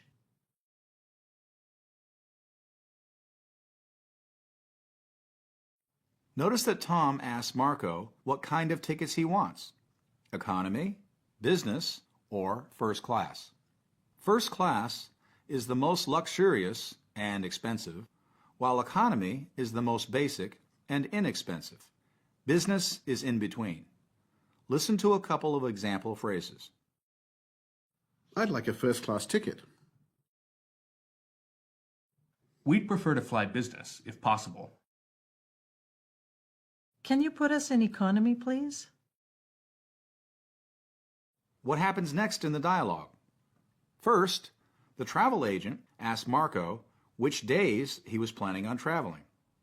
Marco says he'd like to get to, that is, arrive, in Las Vegas on March 8th and return on the following or next Sunday. In all this language, notice the use of the present participle, ing or ing. Listen. Let's see. There's a United Airlines flight leaving London Heathrow at 10:30 a.m. on March the 8th. Connecting in Los Angeles and arriving in Las Vegas at 5:05 p.m. As the travel agent Tom demonstrates, participial phrases with ing are convenient for explaining times and places. There is a flight leaving London Heathrow at 10:30 a.m. on March 8th, connecting in Los Angeles and arriving in Las Vegas. Participial phrases are very useful in talking about times and places when making reservations. Language for connecting flights was covered in BEP 26. Meanwhile, the time you spend waiting for your connecting flight at an airport that is not your destination is called a layover. Let's listen again. You don't have anything that gets in a little earlier, do you? Actually, most of them are like that. Unless you want to connect in New York or maybe Denver. But then it looks like you're going to have a long layover. No. The flight to Los Angeles sounds fine. Marco wants something that gets in or arrives a little earlier, but Tom convinces him to stick with the original plan since all the other possible tickets have a longer layover. Asking for something that gets in a little earlier is one kind of adjustment that we can ask for when booking a ticket. What are some other common types of requests we need to make? You don't think you can find something with a shorter layover, do you? Actually, I'd prefer a direct flight if possible. Is there any way we can get a flight connecting in Tokyo?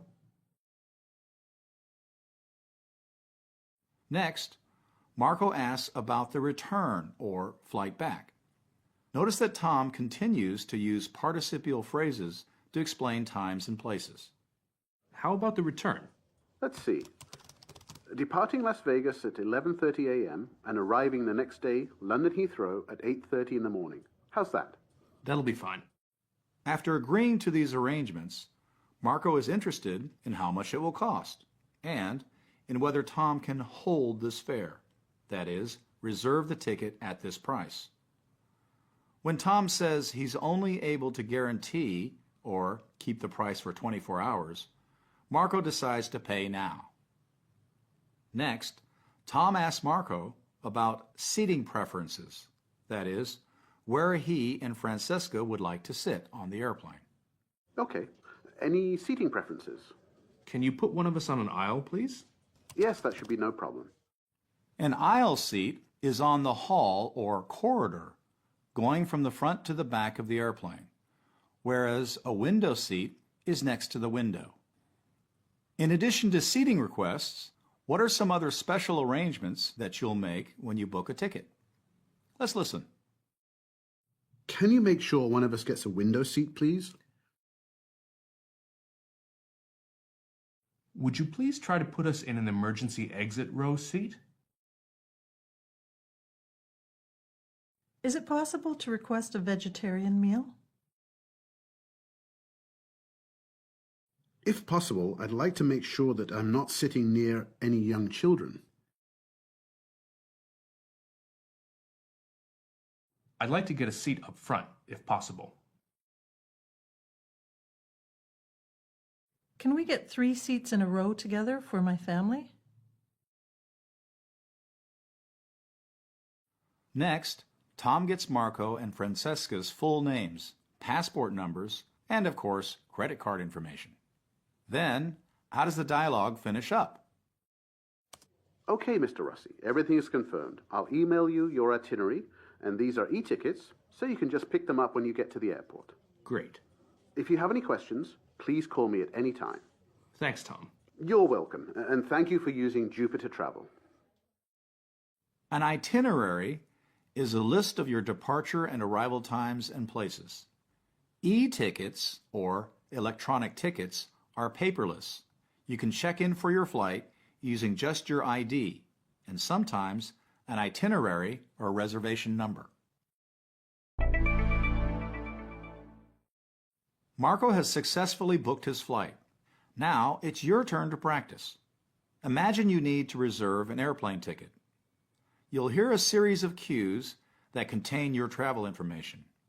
After the beep, make a sentence using this information. Try to use the language we've studied in this episode, including participial phrases. For example, if you hear round-trip ticket, Seattle to Shanghai, leave June 19th, return the following Monday, you can say, "Yes, I'd like to book a round-trip ticket from Seattle to Shanghai, leaving on June 19th and returning the following Monday." Are you ready? Round-trip ticket. Bombay to Singapore. Leave August 13th. Return the following Wednesday.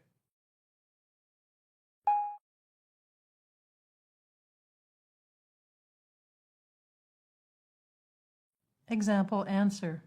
Hi, yes, I'd like to book a round-trip ticket from Bombay to Singapore, leaving August 13th and returning the following Wednesday.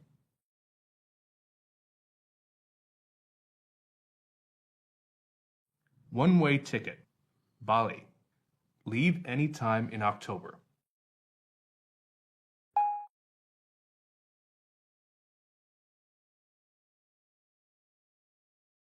Example answer. Yes. Can I book a one-way ticket to Bali, please? Leaving any time in October?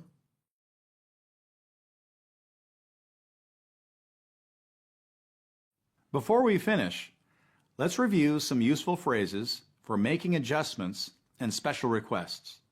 You'll hear a series of phrases. In each phrase, one word is missing, replaced with a beep. Repeat the whole phrase, including the missing word. I'd like a class ticket. Answer. I'd like a first-class ticket. You don't think you can find something with a shorter... Do you?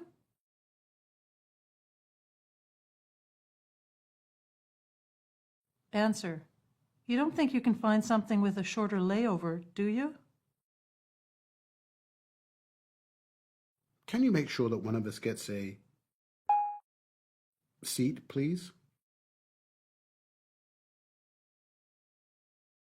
Answer.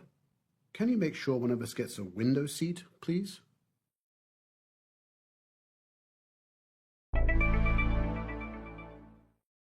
That's all for this episode on booking a ticket. We've reviewed useful language and vocabulary for arranging travel, as well as for making special booking requests. In future episodes, we'll follow Marco and Francesca on their visit to Las Vegas to see how their trip goes. In the meantime, be sure to check out the study notes for this and other episodes. There, you'll find complete transcripts, vocabulary explanations, and review exercises. In addition, there is a wide range of practice and review questions online at www.businessenglishpod.com. Thanks for listening. Want to get more out of Business English Pod? Then go to www.businessenglishpod.com and sign up as a premium member. Premium members can access detailed study notes and the new Phrasecast to practice all the useful language we featured today.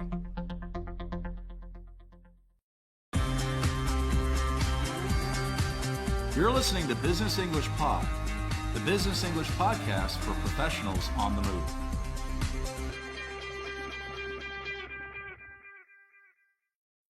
In this episode, we're going to look at useful language for handling the practical details of a business visit, like airport pickup and restaurant or hotel booking. And we'll also practice ways to create and maintain goodwill by demonstrating flexibility and responding politely on the phone. Viva is a European fashion company. Viva representatives Marco and Francesca are preparing to attend a fashion expo in Las Vegas with their American distributor, Foxtrot. A fashion expo, or exposition, is a kind of trade show or conference in which potential buyers look at manufacturers' goods. In the dialogue, Marco is calling his contact, Adriana, at Foxtrot to discuss the details of the visit. As you listen, try to answer the following questions. 1. What information does Adriana get from Marco? 2. What does Marco need help with? 3. Does Marco have any special requirements for the hotel? And 4. What kind of food does Marco hope to eat?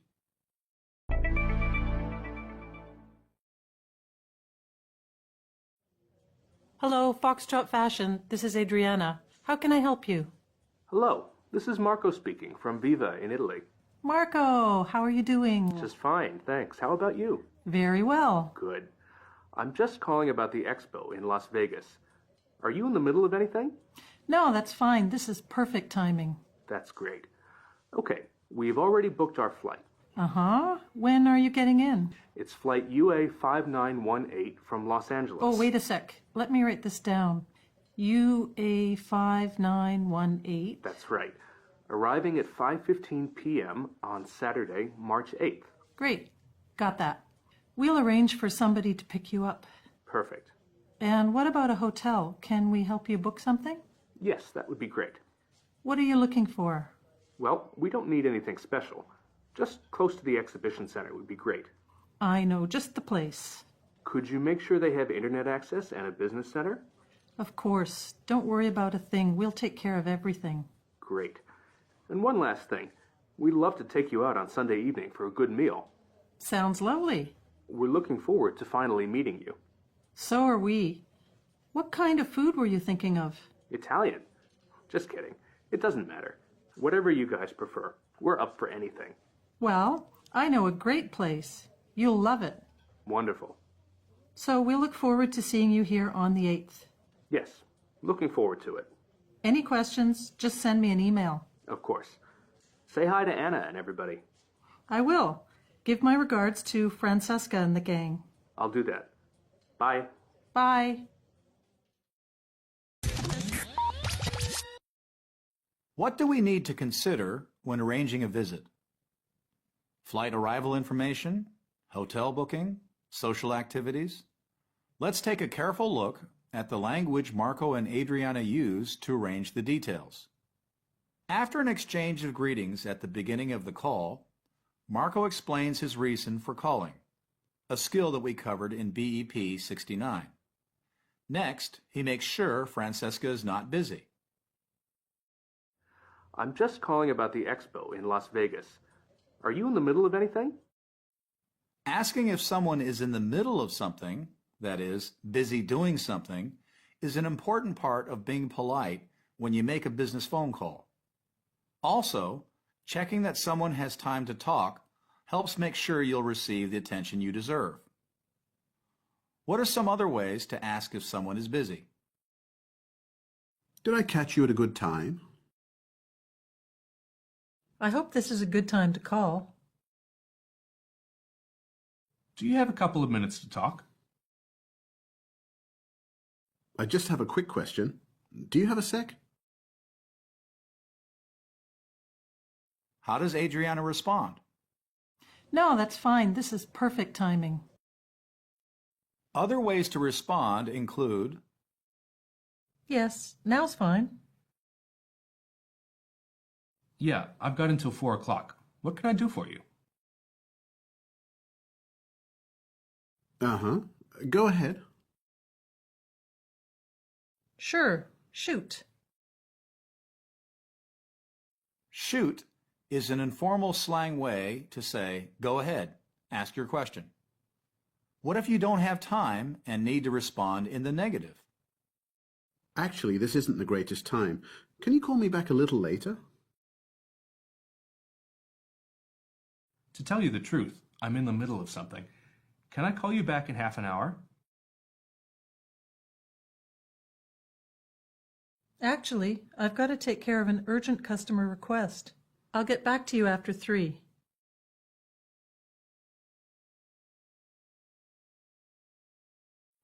What happens next in the dialogue? Marco indicates that he's already booked his ticket. Adriana asks him for the flight information. When are you getting in? To get in means arrive. Notice how Adriana asks for time while she writes down Marco's information. It's flight UA 5918 from Los Angeles. Oh, wait a sec. Let me write this down. UA 5918. What are some other useful phrases for asking for arrival information and requesting time while you write the information down? What time is your flight coming in?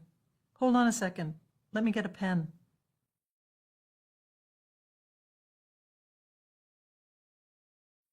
Can you give me your flight number?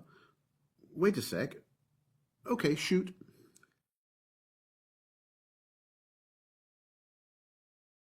Next, Adriana promises to have someone meet Marco and Francesca at the airport. There are many other important details to think of when arranging an airport pickup.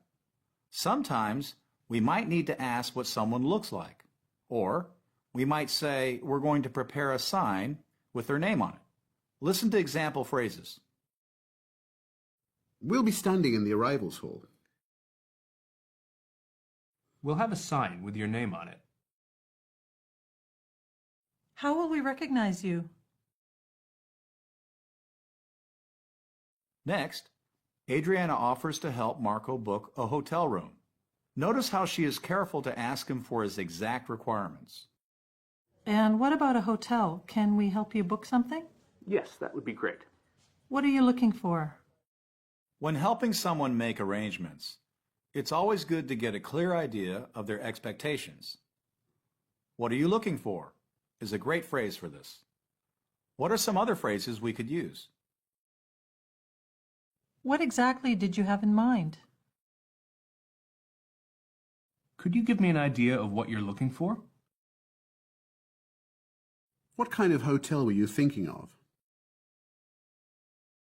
Are you particular about location?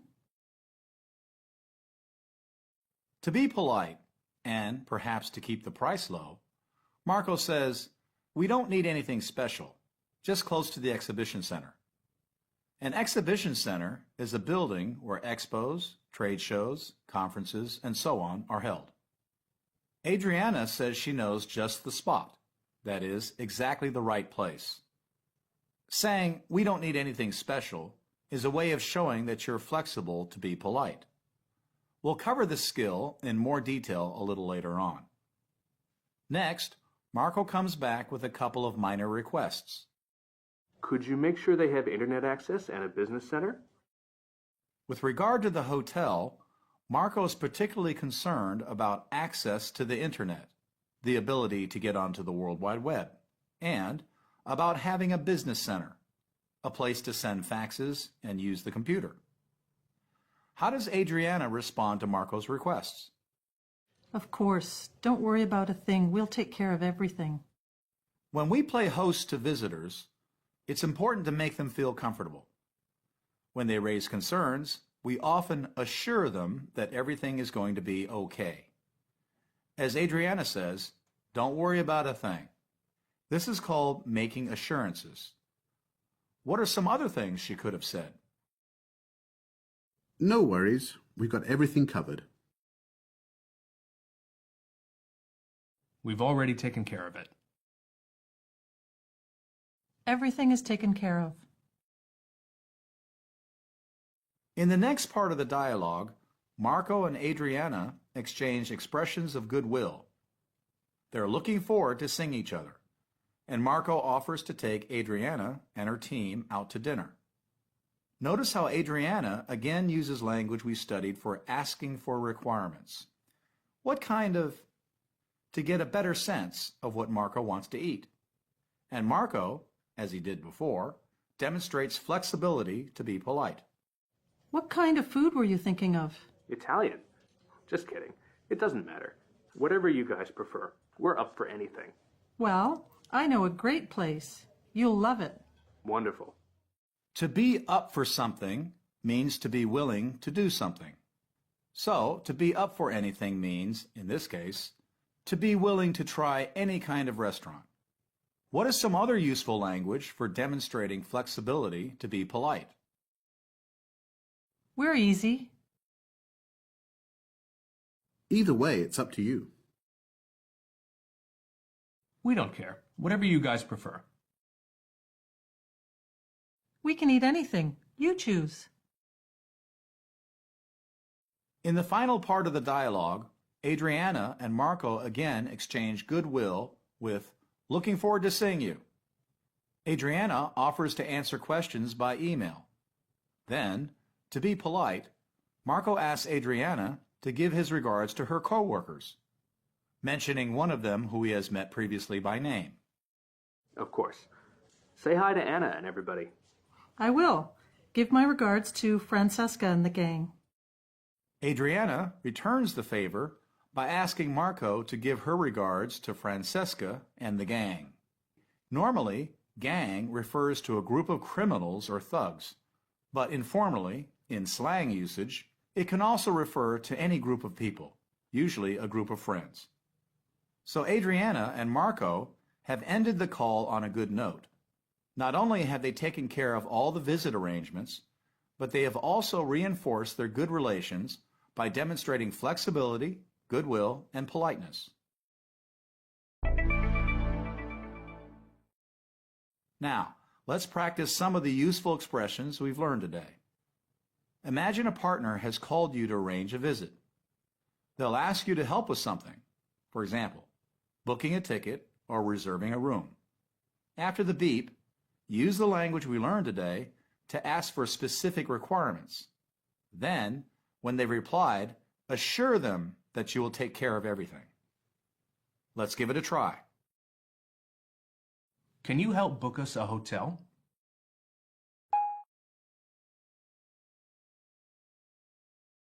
Nothing special. Anything close to the exhibition center would be great.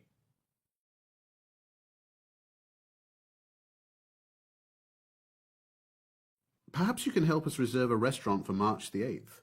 We'd love to take you out for a good meal.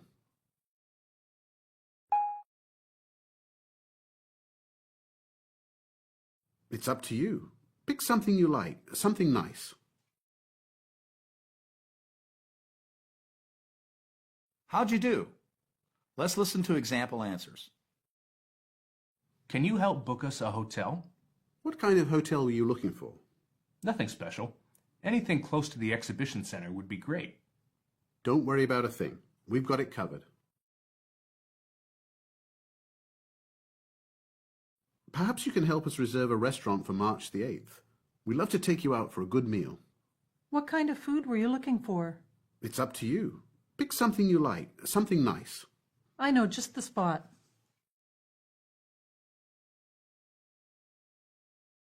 Before we finish, let's review some useful phrases for asking if someone is busy, responding politely, and demonstrating flexibility.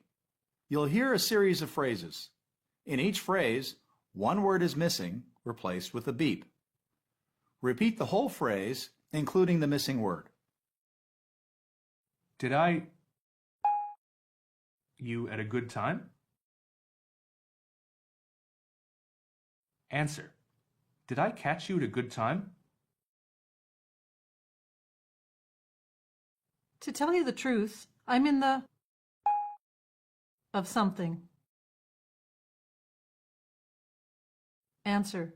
To tell you the truth, I'm in the middle of something. We're for anything. Answer. We're up for anything.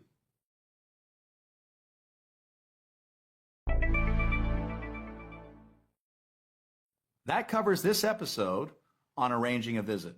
We've looked at useful language for handling the practical details, like airport pickup and restaurant or hotel booking. And we've also practiced ways to create and maintain goodwill by demonstrating flexibility and responding politely. Thanks for listening.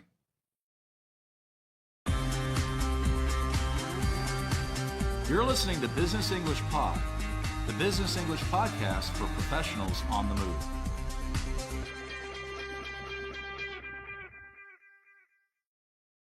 Welcome back to Business English Pod for today's lesson on doing business by phone. This is the first of a pair of lessons on routine and spontaneous business phone conversations.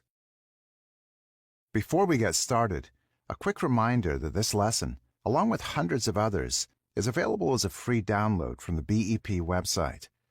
Premium members can also access a PDF transcript and online quizzes for every lesson.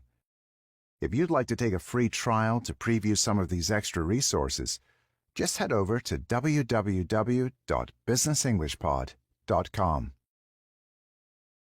Now, what do I mean when I say routine and spontaneous phone conversations? Routine means something we do often or something that follows a set pattern. But spontaneous means suddenly, without any planning. Having a spontaneous conversation in English is very challenging. Today we'll start with a more routine weekly check-in. In our next lesson, we'll show you how to handle more unexpected situations. A weekly check-in is a chance to talk with your supervisor about how your work is going. That might include reporting your progress or the status of different projects or work. It might also mean sharing your successes and asking for help or guidance with challenges. And if you're like most people, there's always lots to talk about. So you may also have to request time to look at a specific issue. In today's dialogue, we'll join Sonny, a logistics manager for a clothing company called Boston Vintage. Sonny works in Asia and is talking on the phone with his supervisor, Cam, who works in the U.S. Their conversation is a weekly check-in about recent work, challenges, and progress. As you listen to the dialogue, try to answer the following questions. 1. What topic does Sonny request time to discuss during the call? 2. What does Sonny report that he's making some progress on? 3. What success is Sonny happy to report?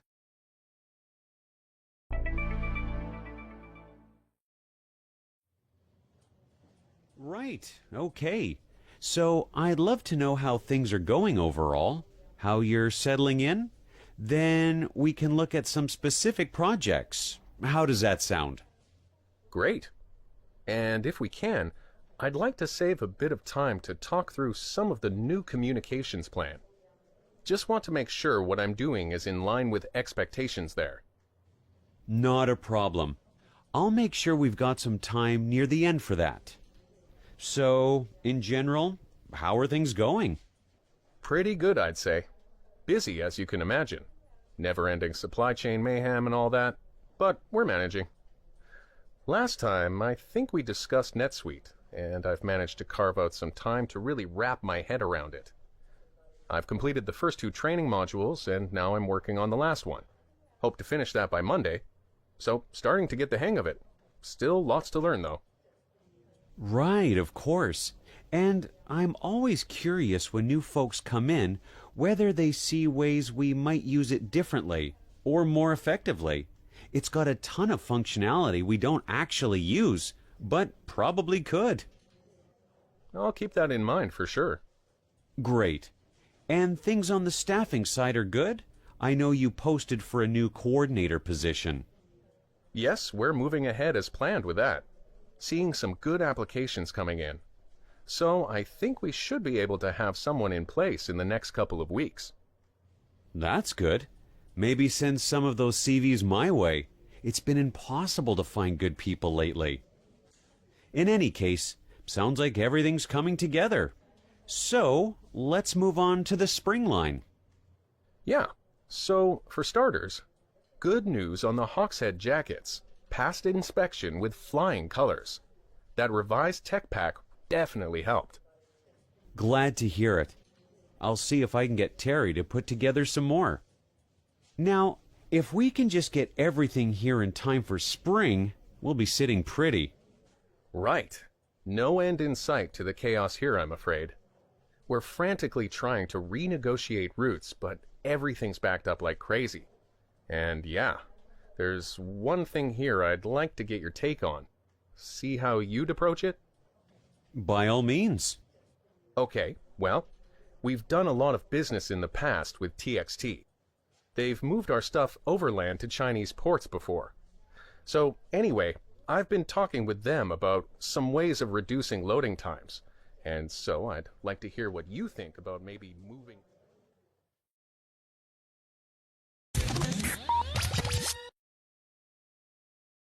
Now let's go through the dialogue again and look at the language and techniques Sonny used during his check-in. Right, okay. So I'd love to know how things are going overall, how you're settling in. Then we can look at some specific projects. How does that sound? Great. And if we can, I'd like to save a bit of time to talk through some of the new communications plan. Just want to make sure what I'm doing is in line with expectations there. Cam begins the conversation by stating a couple of topics he wants to talk about. This is typical of regular employee check-ins, where a rough agenda is set at the beginning of the call. If there's something specific you need to discuss, this is the time to mention it. As you heard, Sonny asked to save a bit of time to talk about one particular issue. He wants to make sure he's working in line with or in agreement with the new communication plan. Let's practice a few more ways to request time to address a specific issue.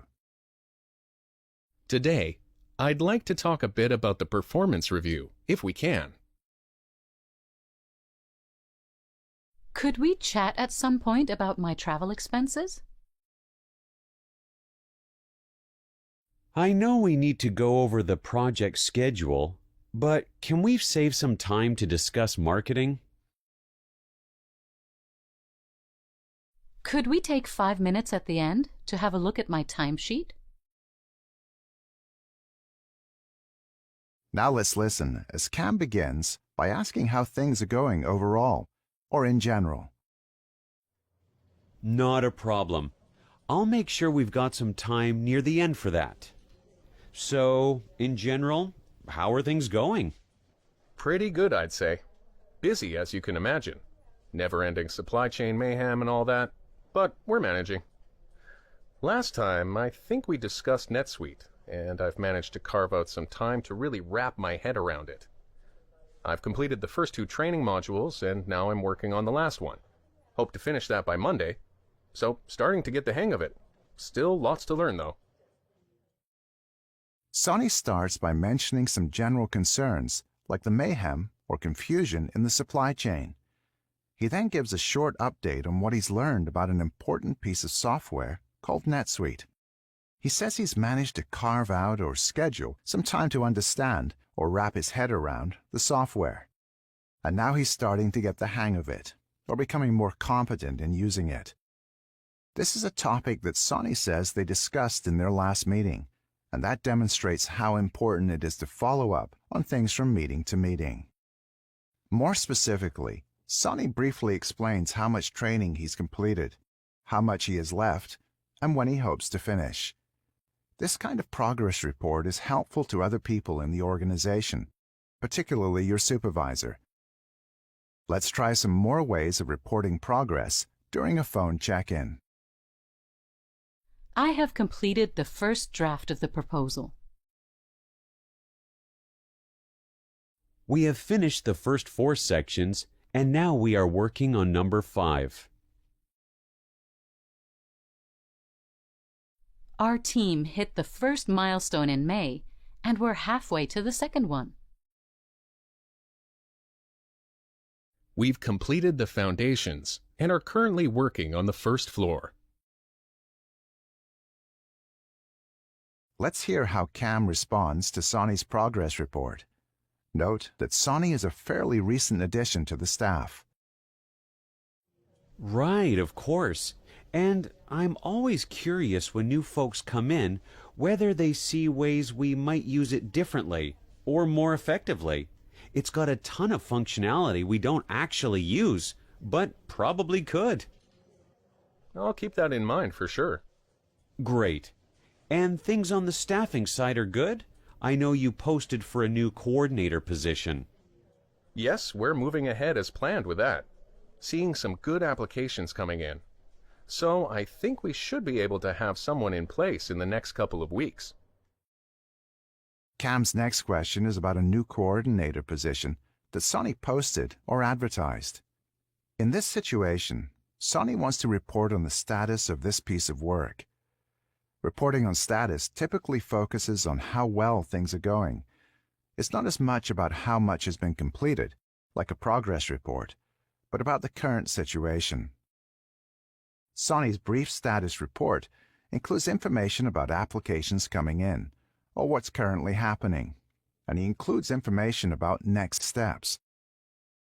Reporting status in a brief but informative manner is an important part of any check-in meeting. So let's run through some more examples. The whole team is in place, and the project is on track.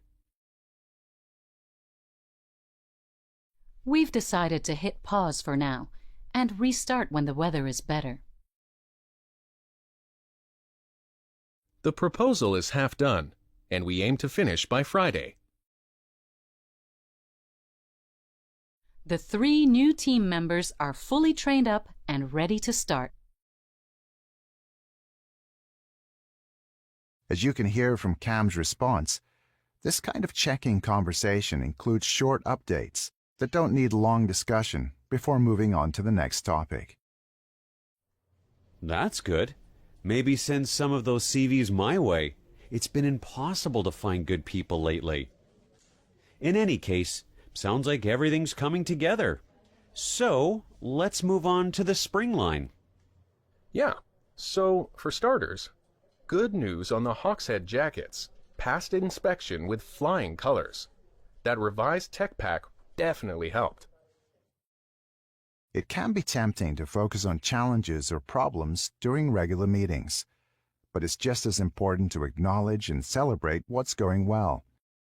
When asked about the spring line or group of products, Sonny is happy to report his successes. He mentions a certain line of jackets exceeded testing standards or passed with flying colors. Reporting success can include team wins, but it can also include things that you can take credit for yourself, as you can hear in the following examples. All the customer feedback has been very positive so far. I managed to negotiate a significant discount with the supplier. I'm happy to report that we will likely finish the project 2 weeks early. Well, one big win was that I signed up 3 new clients this past month. Now let's continue, as there's one more thing that Sonny wants to look at. Glad to hear it. I'll see if I can get Terry to put together some more. Now, if we can just get everything here in time for spring, we'll be sitting pretty. Right. No end in sight to the chaos here, I'm afraid. We're frantically trying to renegotiate routes, but everything's backed up like crazy. And yeah, there's one thing here I'd like to get your take on. See how you'd approach it? Cam mentions getting products to the U.S. in time for spring. This prompts Sonny's comments about supply chain problems or chaos. As a logistics manager, it's Sonny's job to renegotiate routes or transportation channels within this difficult environment. A check-in meeting is a great opportunity, not just for reporting, but also for asking for help. If there's something you need input on, this is the time to ask for it. Sonny asks for guidance by saying there's something he wants Cam's take on. Someone's take is their opinion. What are some other ways we can request guidance during a phone meeting? Let's try a few more polite ways of asking for help. I'm wondering if you can give me a bit of advice on the problem I've run into. Could you give me some tips for time management? I'm struggling in that area. I'd really appreciate your help understanding how best to deal with Betty. I find communication with the ops team challenging. Any pointers on that? Now let's finish up the conversation by hearing Sonny explain what it is he wants help with. By all means. Okay, well, we've done a lot of business in the past with TXT. They've moved our stuff overland to Chinese ports before. So anyway, I've been talking with them about some ways of reducing loading times. And so I'd like to hear what you think about maybe moving. As you can hear, Sonny is going to explore some ways of dealing with the supply chain mayhem or chaos that they've already discussed. This conversation has followed a fairly routine format, but next time we'll hear a different kind of conversation, one in which you don't have a regular pattern to follow, but have to answer some tough, unexpected questions.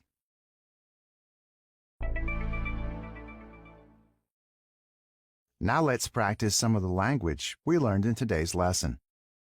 Imagine you work for a company that is undergoing an office renovation. You're doing a regular check-in with your supervisor on the phone. You'll hear a cue by the supervisor, then I'll give you a suggestion for what you can say in response. We'll guide you through each step in the practice and provide an example answer for each response. Ready? Let's give it a go. All right. I think the main thing we need to go over is the office renovation. Start by saying that you would also like to chat about vacation schedules if there's time.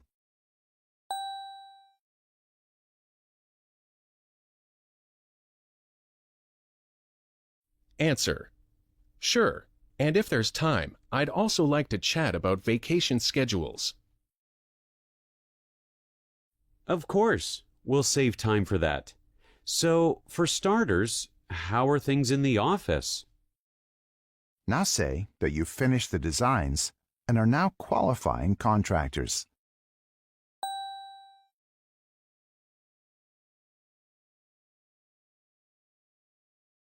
Answer. Well, we finished the design, and now we're qualifying contractors. Fantastic. And did you manage to get approval on the final budget? What's the status on that? Next, say that you don't have final approval yet, but finance said they will make a decision on Friday.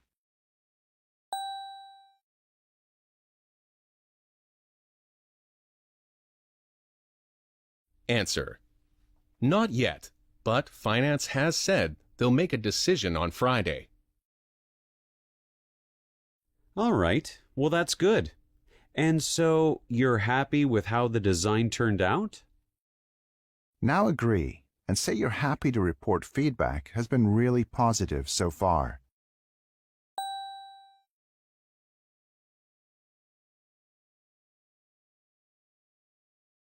Answer. Yes, and I'm happy to report that feedback has been really positive so far. Good to hear. I know some people can have strong opinions on these kinds of things. Finish off by agreeing and ask if they have any advice on dealing with objections.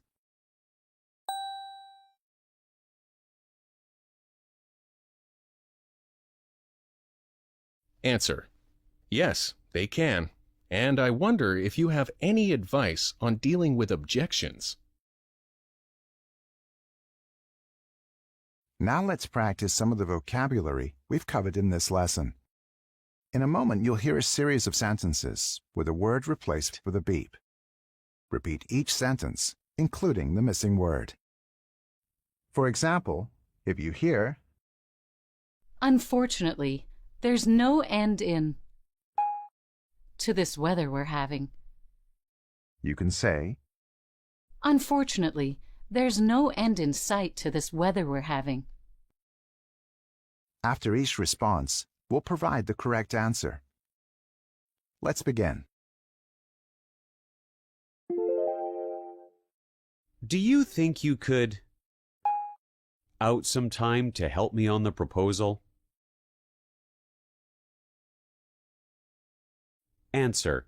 Do you think you could carve out some time to help me on the proposal?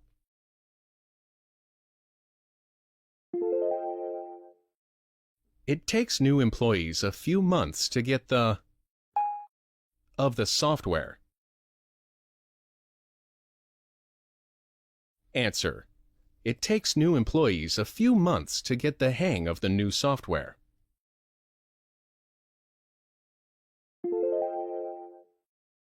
If you want to apply for the job, you should send in your by Friday. Answer. If you want to apply for the job, you should send in your CV by Friday.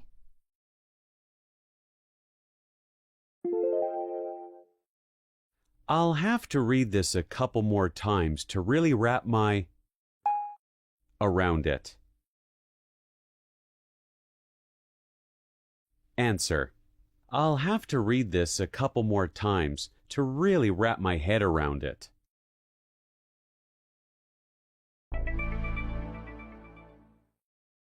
We've reached the end of this lesson on doing a routine check-in on the phone with your supervisor. We've learned how to ask for time to discuss a specific issue and how to give progress and status updates. We've also looked at how to report successes and ask for guidance. For more practice, premium members can access the online quizzes and study notes for this and other lessons on the BEP website. Not a member yet? Then head over to www.businessenglishpod.com and sign up for a free trial to preview some of the extra resources available to members. Thanks for listening, and see you again soon. You're listening to Business English Pod, the Business English podcast for professionals on the move.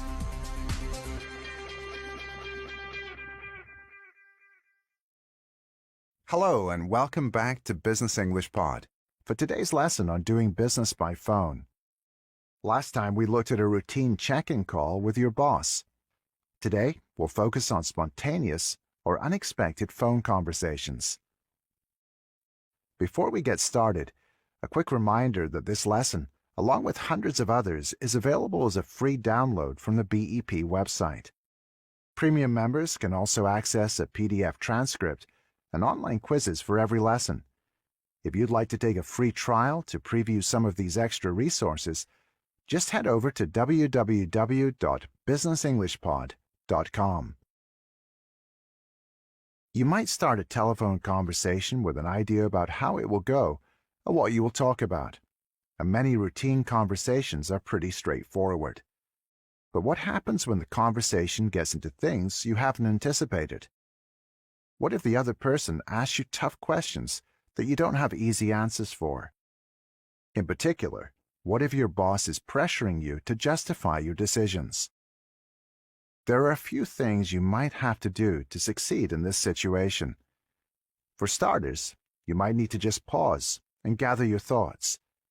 Next, you might find yourself explaining your assumptions and clarifying some of the specific aspects of your decision. You might also try explaining what would have happened if you hadn't made the decision you did. And finally, it's a good idea to be able to accept feedback graciously and politely. In today's dialogue, we'll rejoin Sunny, a logistics manager in Asia, working for an American clothing company. Sunny is talking with his supervisor, Cam. If you listen to our last lesson about a routine check-in, you'll notice a big difference with this conversation. This time, Sunny has to think on his feet and deal with some tough questions. As you listen to the dialogue, try to answer the following questions. 1. What assumption does Sunny make about delivery times? 2. What does Sunny say might have happened if he didn't make a tough decision? 3. What will Sunny do differently in the future based on the feedback he gets?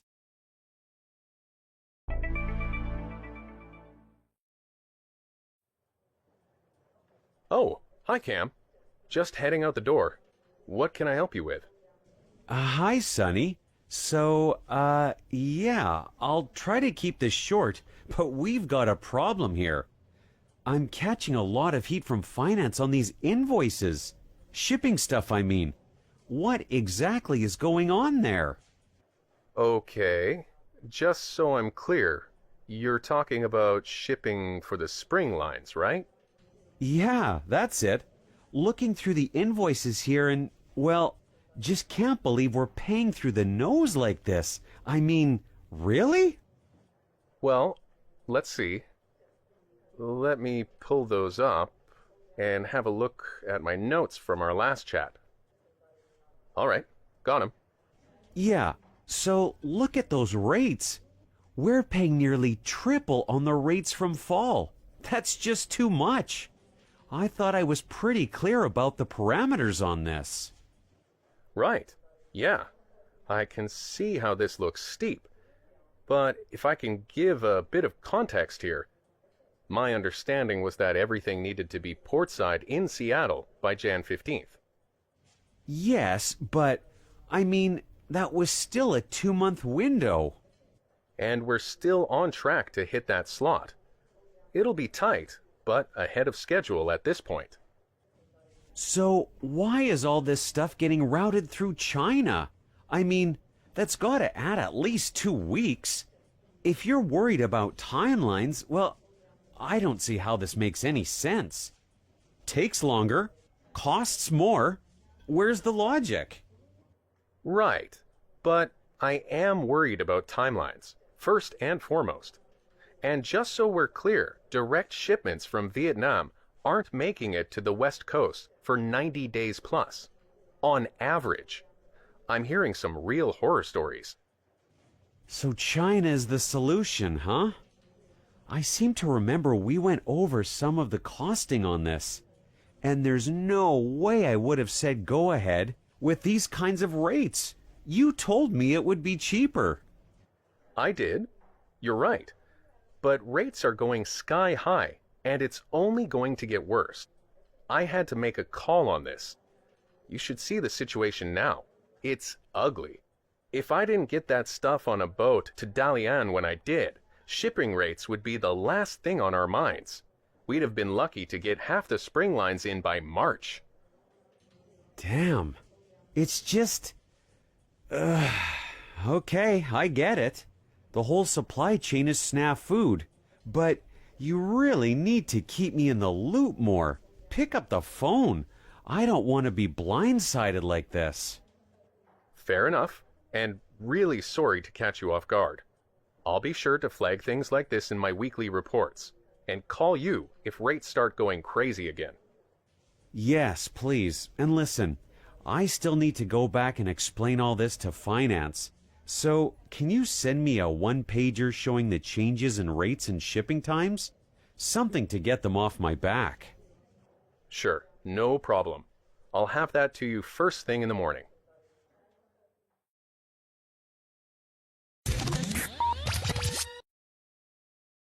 Now let's go through the dialogue again and look at the language and techniques Sonny used during this phone conversation.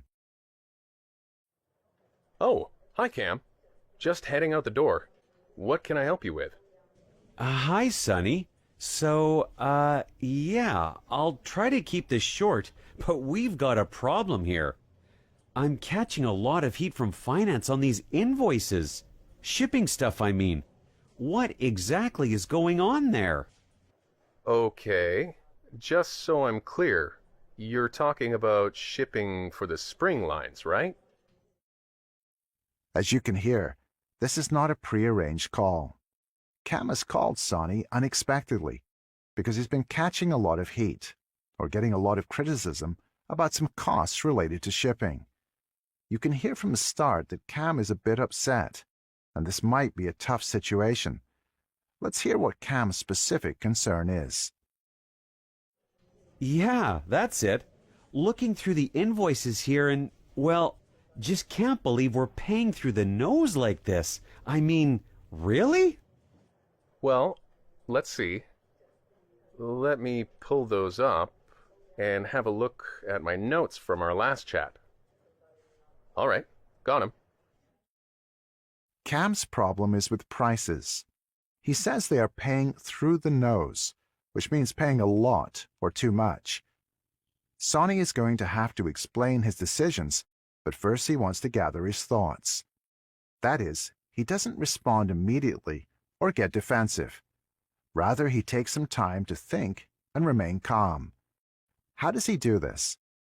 Firstly, he uses a stalling phrase like "let's see." Secondly, he searches for his notes and talks about what he's doing while he searches.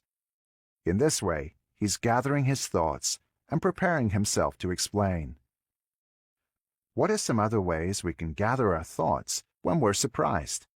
Let's run through some more examples. Let me see here. Just going through my notes. The final cost? Yes. Well, let me explain what happened there. If you can just give me a minute, I'll have that for you. Okay, yes, and I can see why you might think that.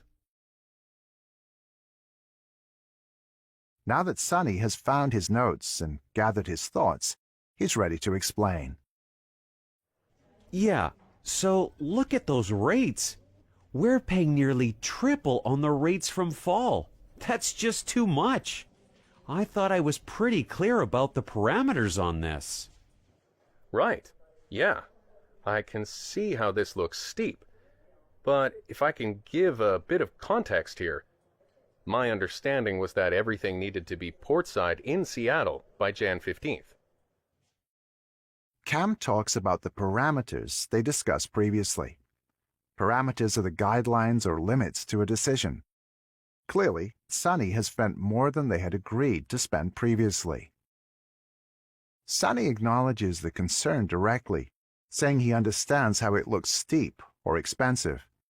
Then he provides some context or details about the situation that led him to accept such high costs.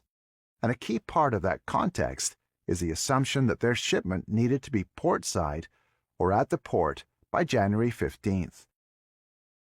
Every decision comes with trade-offs, and in explaining his decision, Sonny is presenting his assumption that timing was the most important factor. Let's try some more ways to explain our assumptions. I was working on the assumption that we had a full month for this.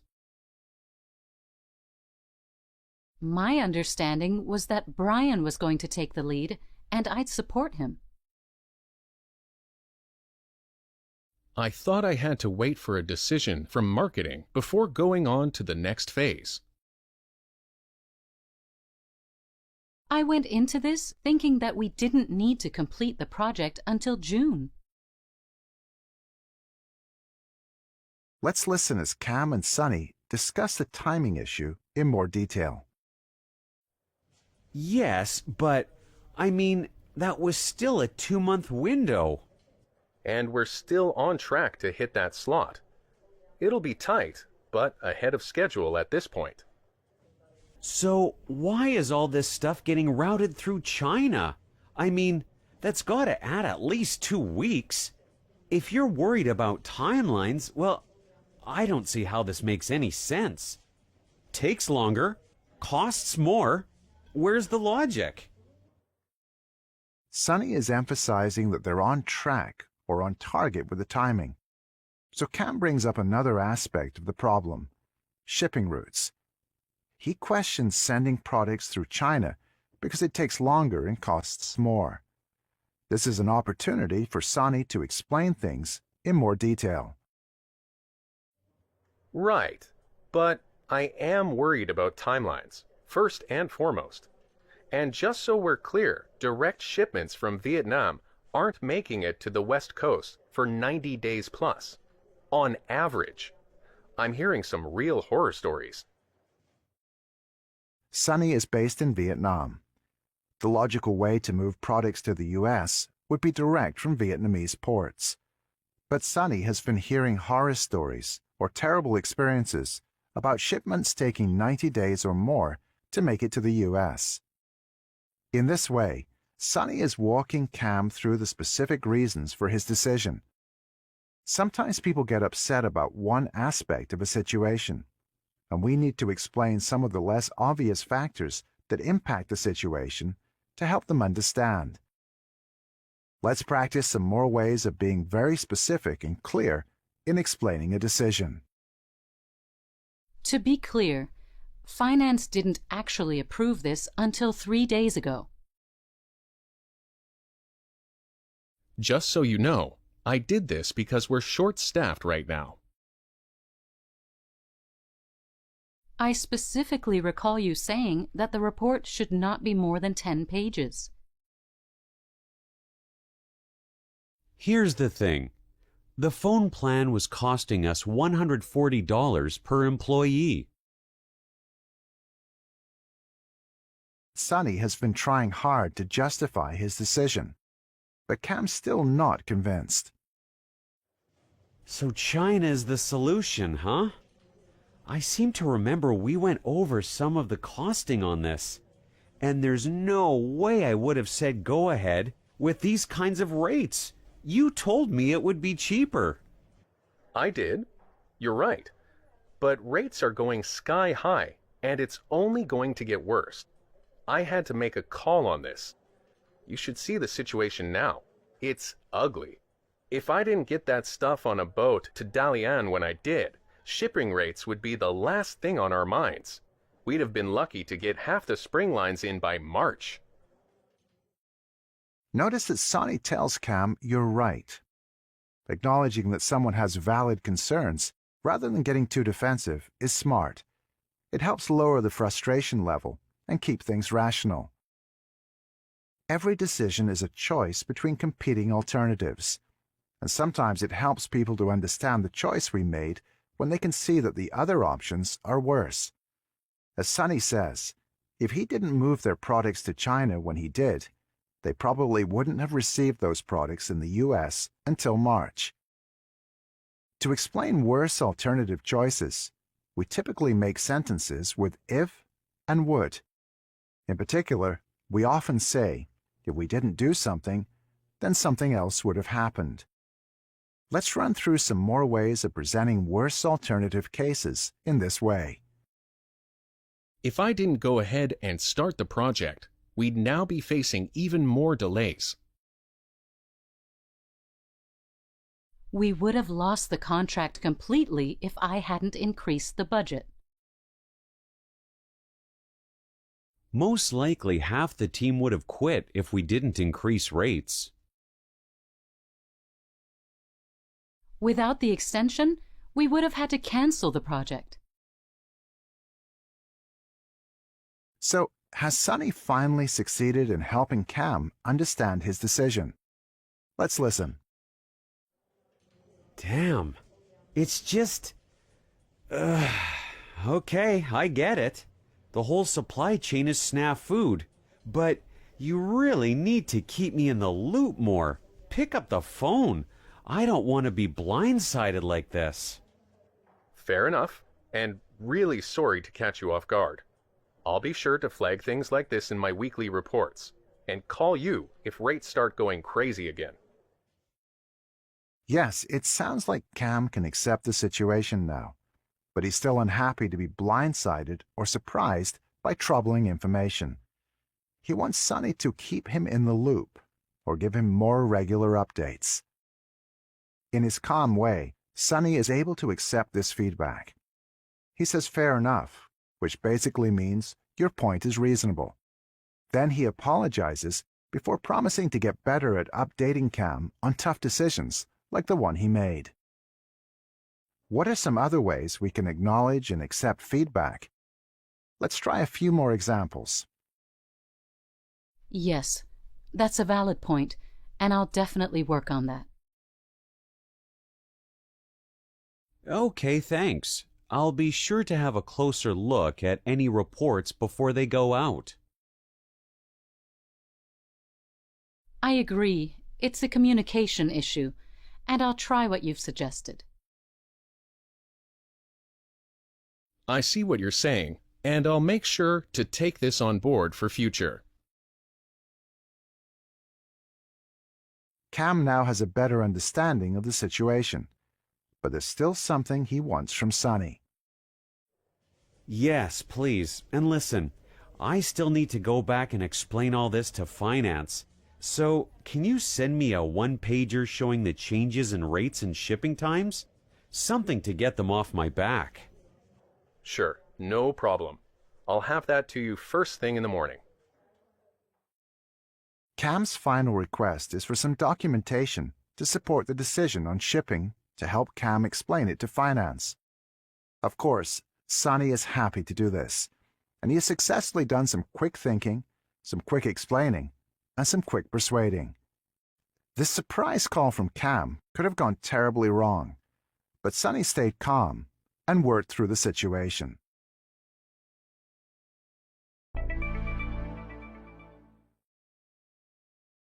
Now let's practice some of the language we learned in today's lesson.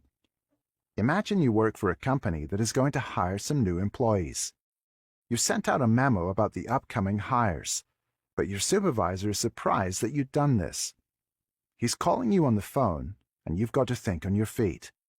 You'll hear a cue by the supervisor, then I'll give you a suggestion for what you can say in response. We'll guide you through each step in the practice and provide an example answer for each response. Ready? Let's give it a go. I just saw the memo about the staff changes. What's going on with that? Start by saying you are just going to open that up and have a look.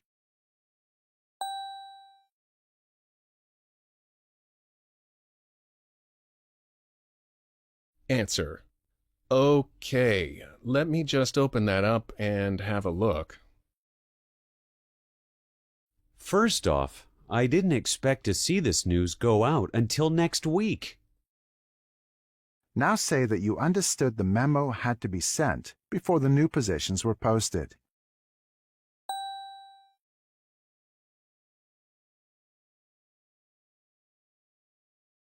Answer. Well, my understanding was that the memo had to go out before the new positions were posted. Well, yes, but this still seems too soon and people are asking me what's going on. Next, say that just to be clear, HR is posting these new positions tomorrow.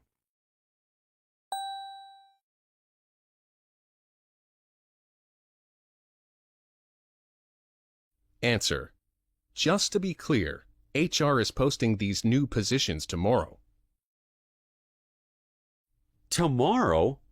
So I'm going to have more people asking about this? Now state that if you didn't send the memo out, people would be more confused.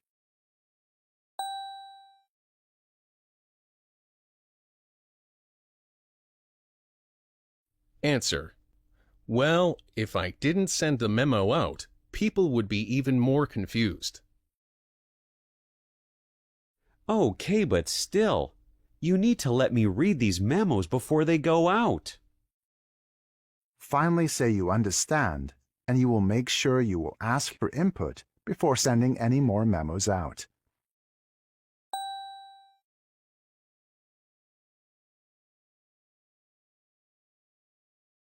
Answer. Understood, and I'll make sure I ask for your input before sending out any more memos.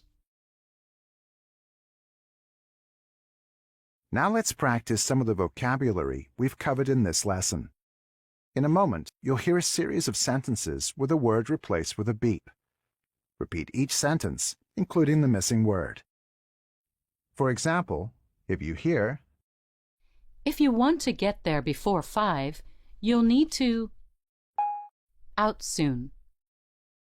you can say, If you want to get there before 5, you'll need to head out soon. After each response, we'll provide the correct answer. Let's begin. I've been hearing some real horror about the Cleveland office. Answer. I've been hearing some real horror stories about the Cleveland office.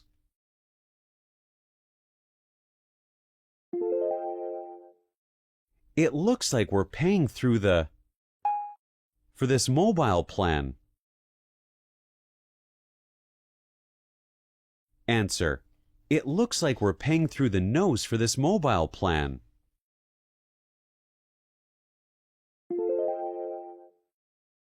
Good luck with the project, and keep me in the on any changes. Answer. Good luck with the project, and keep me in the loop on any changes.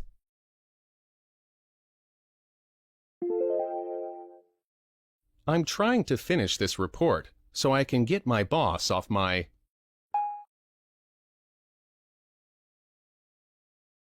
Answer. I'm trying to finish this report so I can get my boss off my back.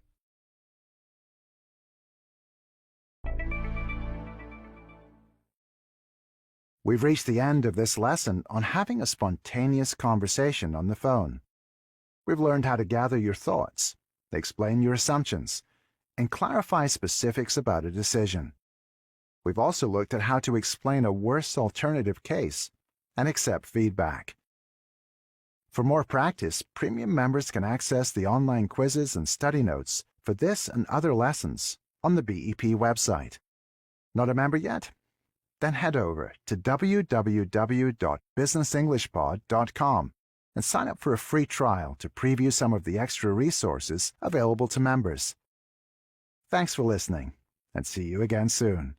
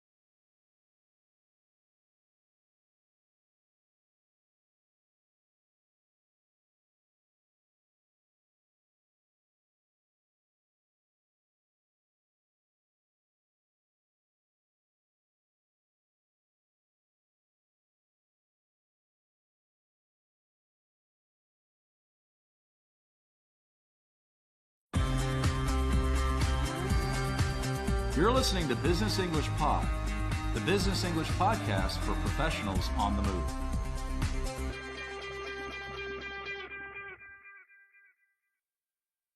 Welcome back to Business English Pod.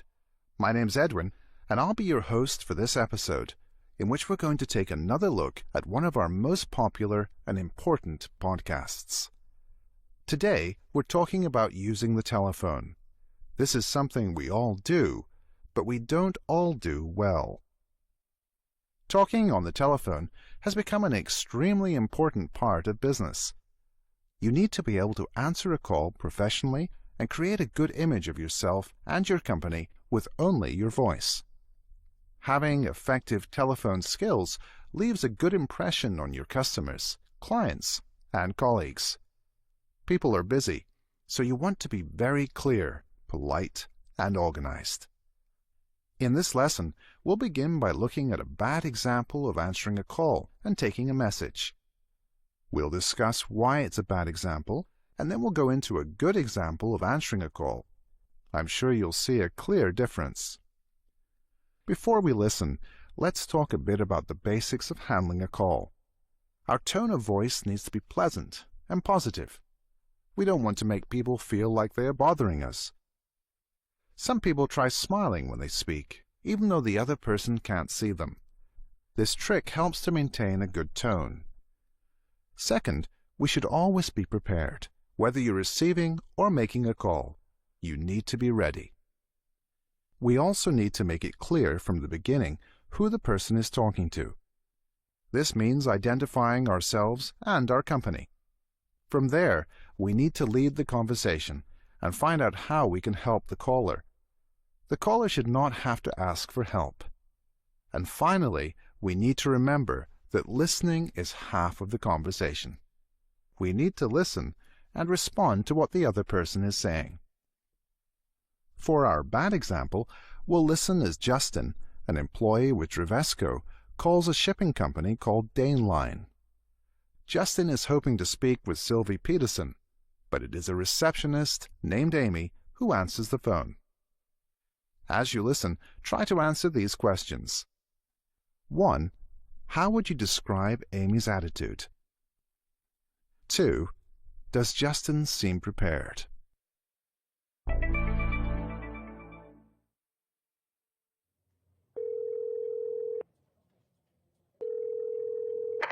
Hello? Hi, who's this? Amy? Is this Dane Line? Yes. What can I do for you? Hi. Yes. Just a second there. There it is. May I speak to Sylvie Peterson? Sylvie! Sorry, she's not here. Can I leave a message? Sure, go ahead. Let's see. My name is Justin Thomas. I'm with Drivesco. It's about the construction schedule for 2008. And my number is, wait a second, 390-929-2107. Sorry, could you say that again? I'm looking for a pen. Which part? All of it? Okay, what's your name?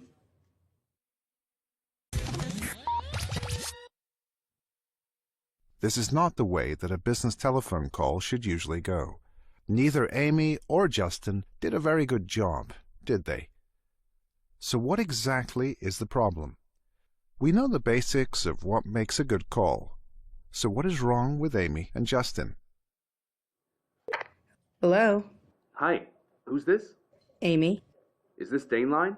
Yes. What can I do for you? Let's begin with how Amy answers the phone. She simply says, hello. That may be what you say when you answer your telephone at home, but it's not okay in a business setting. Amy doesn't say her name or her company's name. She also doesn't ask how she can help the caller. And listen to her voice. Is it pleasant? Does it make the caller feel good about the interaction? Think about the impression this makes. Justin has to ask who is answering the call and make sure that it is actually the right company. Remember, the person who answers the phone should make it clear who the person is calling. Finally, Amy asks the caller what she can do. Hi. Yes. Just a second there. There it is. May I speak to Sylvie Peterson? Sylvie! Sorry, she's not here. Can I leave a message? Justin needs to work on his skills as well. He's really not prepared for this call and has to take a moment to figure out who he actually wants to speak with. Of course, Amy should put Justin on hold while she looks for Sylvie Peterson. But she doesn't. She just puts the phone down and calls out Sylvie. Again, this is something that might happen at home, but should definitely not happen at work. Notice, too, that it is Justin who asks if he can leave a message. That's something Amy should have asked. And how does she handle it? Sure, go ahead. Let's see. My name is Justin Thomas. I'm with Trevesco. It's about the construction schedule for 2008. And my number is, wait a second, 390-929-2107. Sorry, could you say that again? I'm looking for a pen. Neither speaker is really prepared. Justin's not sure of his own number, and Amy doesn't have a pen handy, even though she told Justin to go ahead with his message. Amy really needs to be better prepared and be a better listener. Now, let's leave the bad example behind. You have seen quite clearly what we should not do. We'll listen to a good example of answering a call. This time, we'll hear Mark Rand, who has replaced Justin. Mark is calling Daneline, and Amy has obviously received some telephone training. As you listen, try to answer these questions. 1. What information does Amy include in her first sentence? 2. How does Mark Rand introduce himself?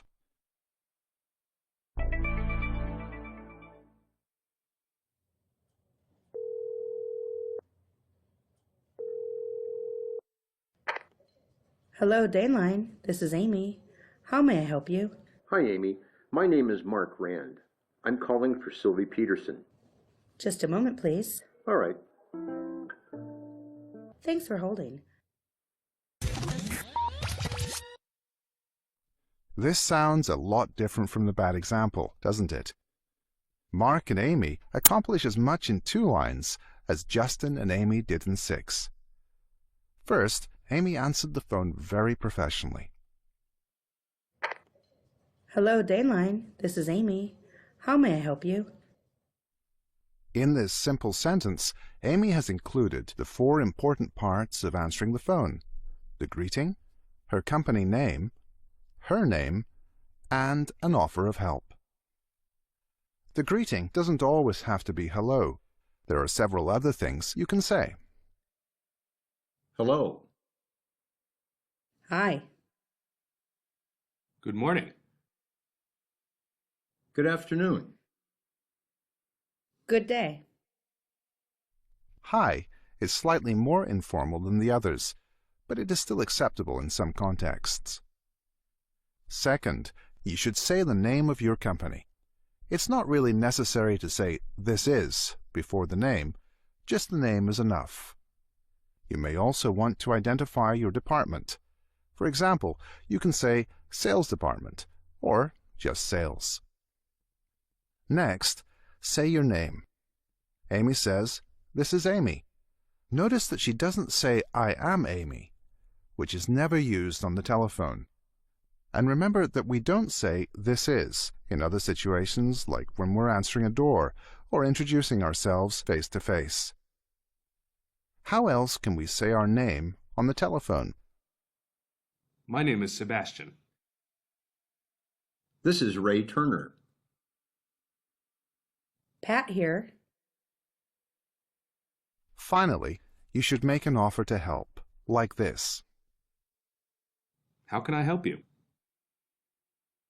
What can I do for you? These are the 4 parts of a standard telephone greeting in North America. In some situations, we might omit certain parts or leave them out. For example, if we know that this is an internal call, I mean from inside your own company, then you might just say your name and department. Still, many companies expect the four-part greeting at all times. And if you're not sure whether the call is external or internal, remember that it's always better to be too formal than too informal. Why don't we practice this four-part greeting? You will hear a prompt. Use the ideas in the prompt to practice the four-part greeting. Morning. Dave. Dixon Construction. Help.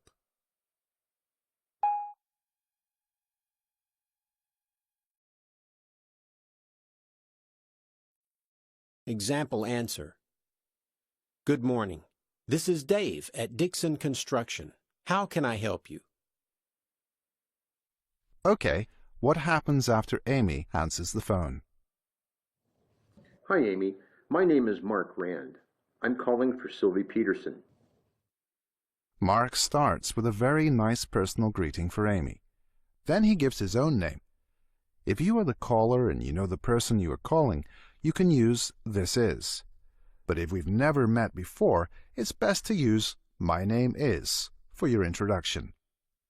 In this case, you could also mention the company you work for, but it's not necessary. Mark then states the purpose of his call. He wants to talk to Sylvie Peterson, and he uses the expression, "I'm calling for." What are some other ways that we can ask for a person on the telephone? May I speak to Benedict Struck? Is Arnold there? Yes, I'm calling to speak to Ravi Montero. Now, Amy needs to check whether Sylvie is available, and to do this, she puts Mark on hold. Just a moment, please. All right. There are a couple of other ways that Amy could have done this. Could you hold, please? Would you mind holding, please? Don't forget to actually listen for the caller's answer when you ask if the person can hold. Mark says, "All right," and waits to find out whether Sylvie is in. And you'll have to wait as well.